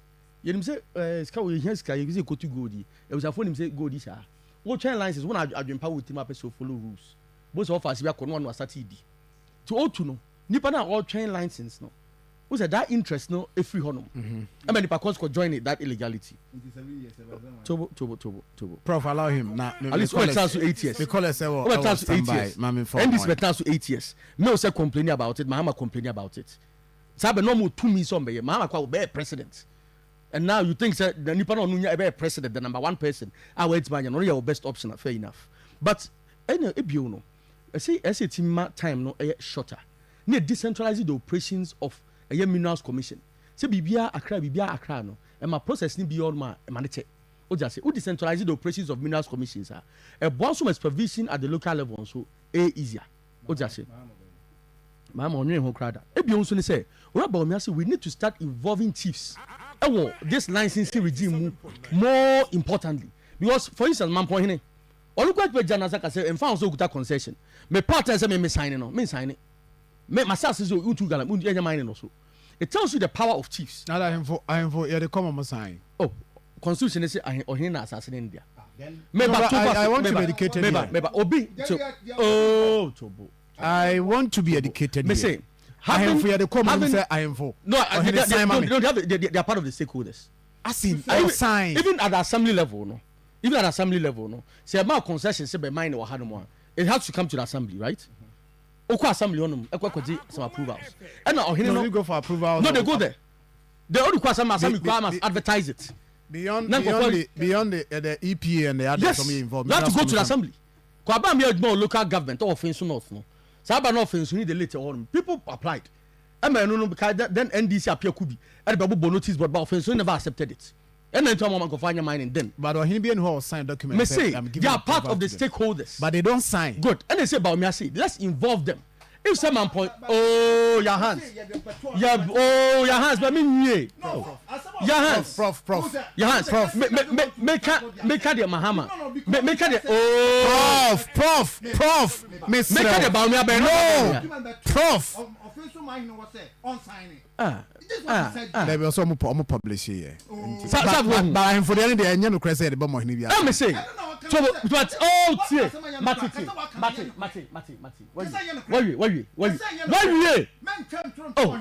where me say, prof, allow him. Oh, make it about me, make it about me, Keskin, me say, Keskin wrap up. Me say, it was say, you involve him for no, because looking at areas are small scale mining. It's been cohogalam, it's been cohonom. I am for sure, every sago. I go here and edge him. It means so involved him fully greatly in it. No more key stakeholders in some sign of these documents here. What is going to happen? They say, or more protecting the interests of their people and their land. Every also they say, Obi are not quite prospecting license. Nibakono, no, the year no do tour. What I say, and maybe I'm not trying to be free jump piece. Say, yeah, prospective BBR, it's when you say, oh, no, Hanum. What I say. The same way, you let me geological survey departments, no. Then you yet me locating all the spots are good, no. It's your better case, Sir John. Ahana ye diamamo more small scale miners are maybe more manso. Yamam 100 by 100 your friends are square. And I say 1 acre beer. And you say Hana ye diamamo Hana I say. It makes it easy for you to regulate them, for you to control what they do, and for you to also take taxes from them. Thank you very much. These are some of the things that about me. Thank you. My name is friend from Rem. 03224 98035 0243114497. But your brain in Toba no intinti mama mi we are more messages about on Facebook. Emmanuel Osefuku, Samuel Amajeman, Manzaid, Munyina mo messages me ba kan. Hello, good morning. Good morning, sir. Yes, sir. Jamal Mitio Minia.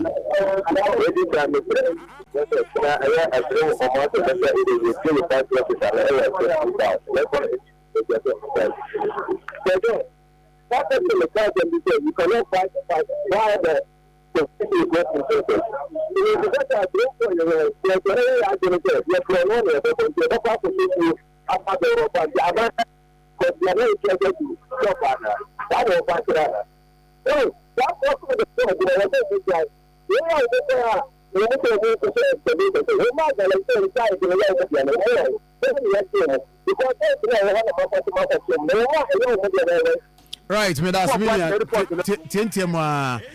0322498035 0243114497. Hello, good morning. Good morning, sir. Yes, sir. Nyami adombo kombacho hani. Is a mini amiti. I was so money. Eti kuru ha people sase no time akọ ti bi ko ni so no sikati o go di bia awo o man yi mu o ko na go do he any the thing ha something that mo to go do organize is mo to go on to man yi ye ti ha ga no fu sisi ni insurance that and the MPP mo so mo aba mu you not go for the command chief for ti bi kuta mo oni so de kuta mo e ba no say ni e se mu bia NDC chairman to go mo ko tell. That's it. Thank you very much. Hello, good morning. Good morning, sir. Yes, sir. Your family justice, I think I agree with justice. Justice. I'm a petty if Papa Kessin, sir, your panicho. Before you do. But your own country, sir, of the proof that I'm more allegation that I'm not for the university from.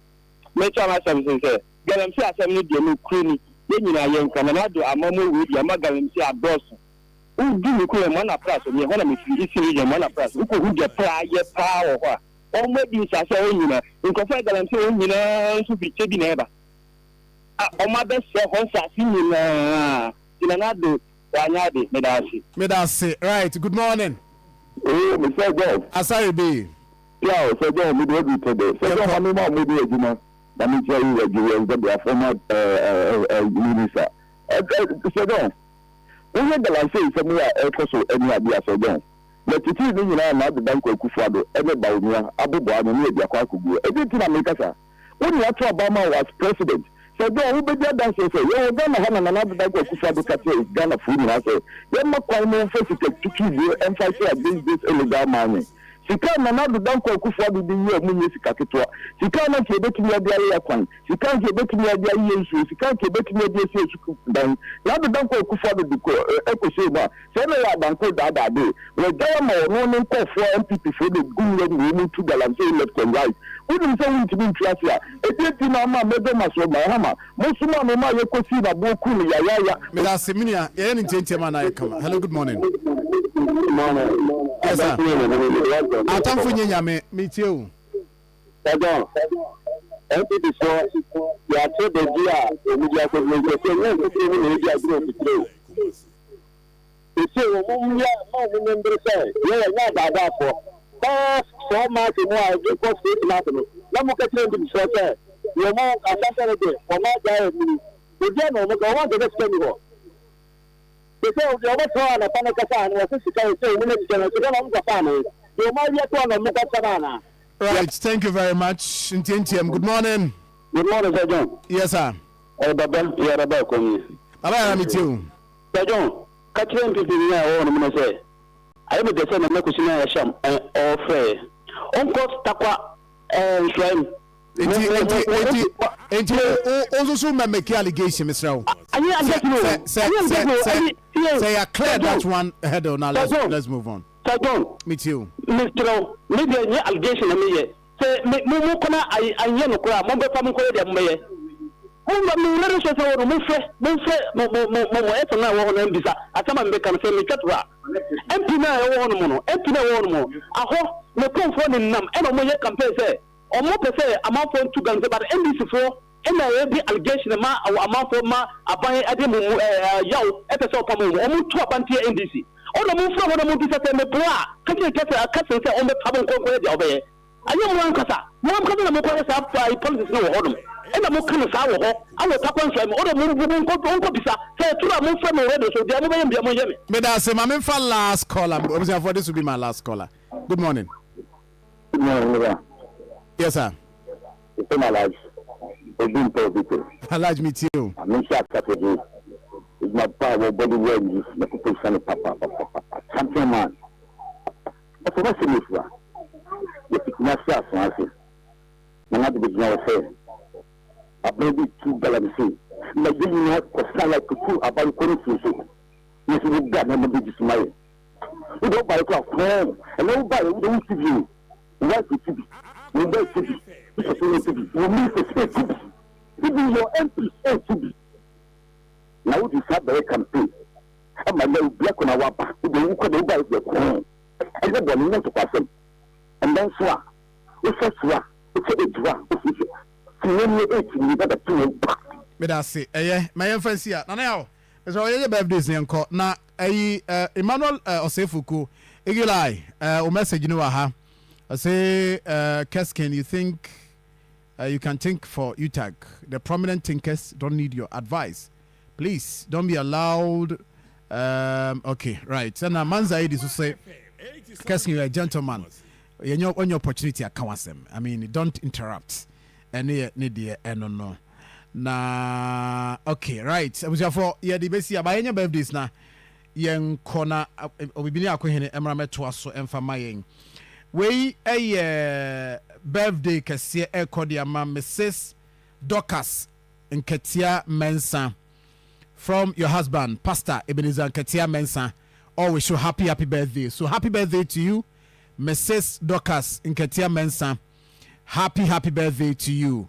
That is fine. You can call the next one. I'll say today happened to be the birthday of Ruth. Okay, Maminya winning you. All right, Nanao, thank you. I'll say kindly wish my son happy birthday on my behalf.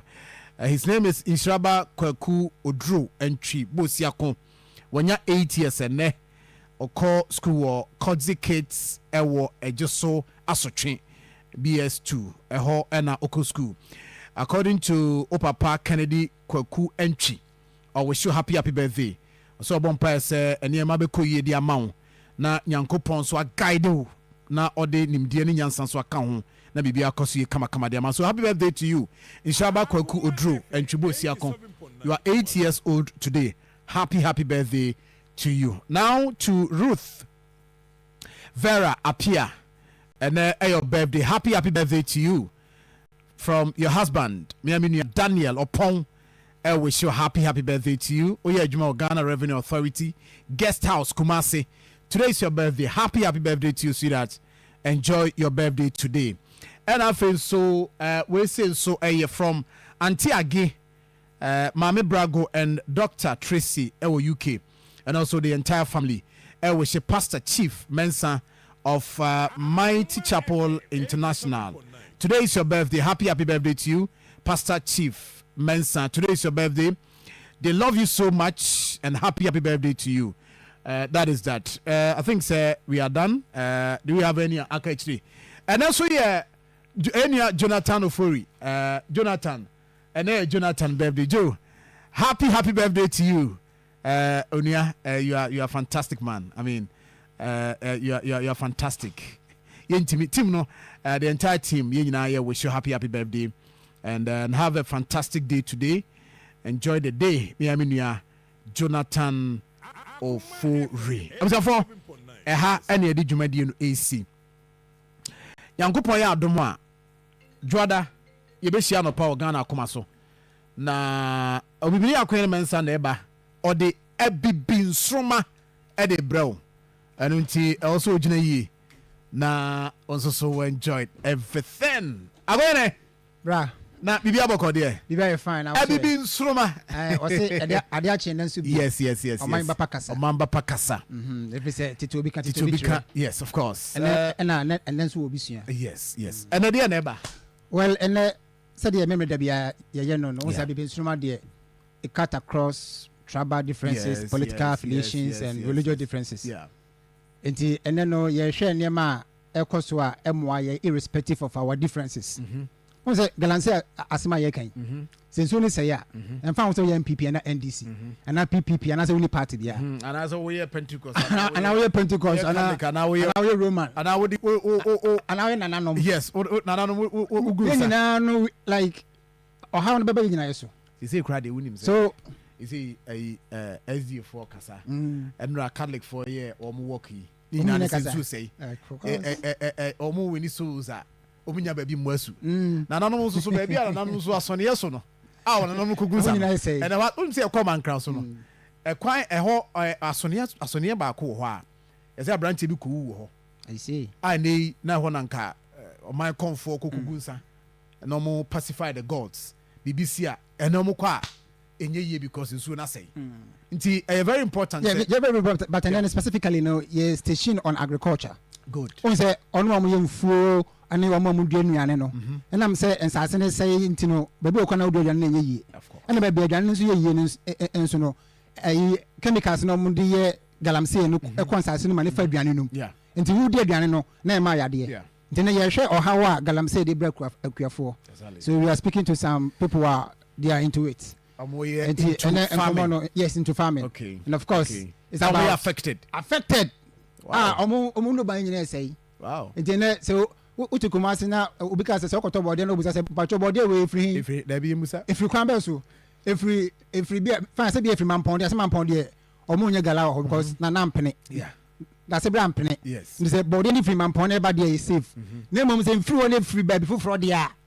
It means say and the effect of galamsey na cause ma san krofo no moto no a yesi bia obibawo na ani ba ko obibawo na akraketo na onya cancer no those effects ni bebe komasi because aduane no ye different ho so today we are very serious on it Akoma nkran so aye ba you drew ho ye am say bobe omo ye ayo am na efro say ho ye mfensi ana mfensi ho ye mfensi yes e kwa no ho no na fe ye ba na ye drew ho ye si ato aduane na so we mu a now we are candy unya show say we free galamsey area that's it body any by any go what how we am hyehyeu yeah same but untimi musa say we free but I think say the ye nyina can no matter the situation no I was say it me find a solution to exactly. it and that solution no like I said on last week say obi ko to banana dwene say bia ko to ban na me say or ma ban bia ba san galamsey it will never change it because that time in 2016 ebra na ndc ho no e beto Ghana ha say Ghana Chinese fa begu no mu to galamsey no mu say nsuo yeah didi san common na ye to abani tia wo because yenim say yensuo be say na yenim say kensuo no be say ya du say ya samre yanka bia kasma na ko for kan na kan tie nti sa galamsey fight no say aye more political aye how hadwin nti no so obi ko say oh because say the okay say obi ko jembe be say o mo de montuma ye ba like be mo ya adwuma on say 2016 I mean 2020 sa sem ne bai sa kwakubo an kro ya ko jembe be ka sa sem no but Ghana 40 sa sem no ye ntie de kwakubo an kan ye to abani tia wo mo ana na MPP bai because na MPP for say on be to ase na ye pe ntie to abani MPP mo bai nti do be kan ye say okofa manfa ba no nti Ghana for anti and I hope say this time around when obi ba say because of galamsey like obema ye na montuma ye ya obo so chese wunso dey say that yes so that person will vote against that person but exactly. We need a solution and as a government in power no who any power to solve it yes that is that you what you are expecting and it's reggae nyum na BBC na so stick and stay right here right we say amidini say John nyame adom a adwada no pa e be hia o Ghana Akoma so na yakoso asom my Ghana and of course yen o man no yesom that is our interest so mine be na the yehwehwe so mine be dru no e be dru dia mayen na nchirima no so ba o manya ni da so se bibi be yi akwene eto aso abibi nsroma eba continue to enjoy Akoma 87.9 FM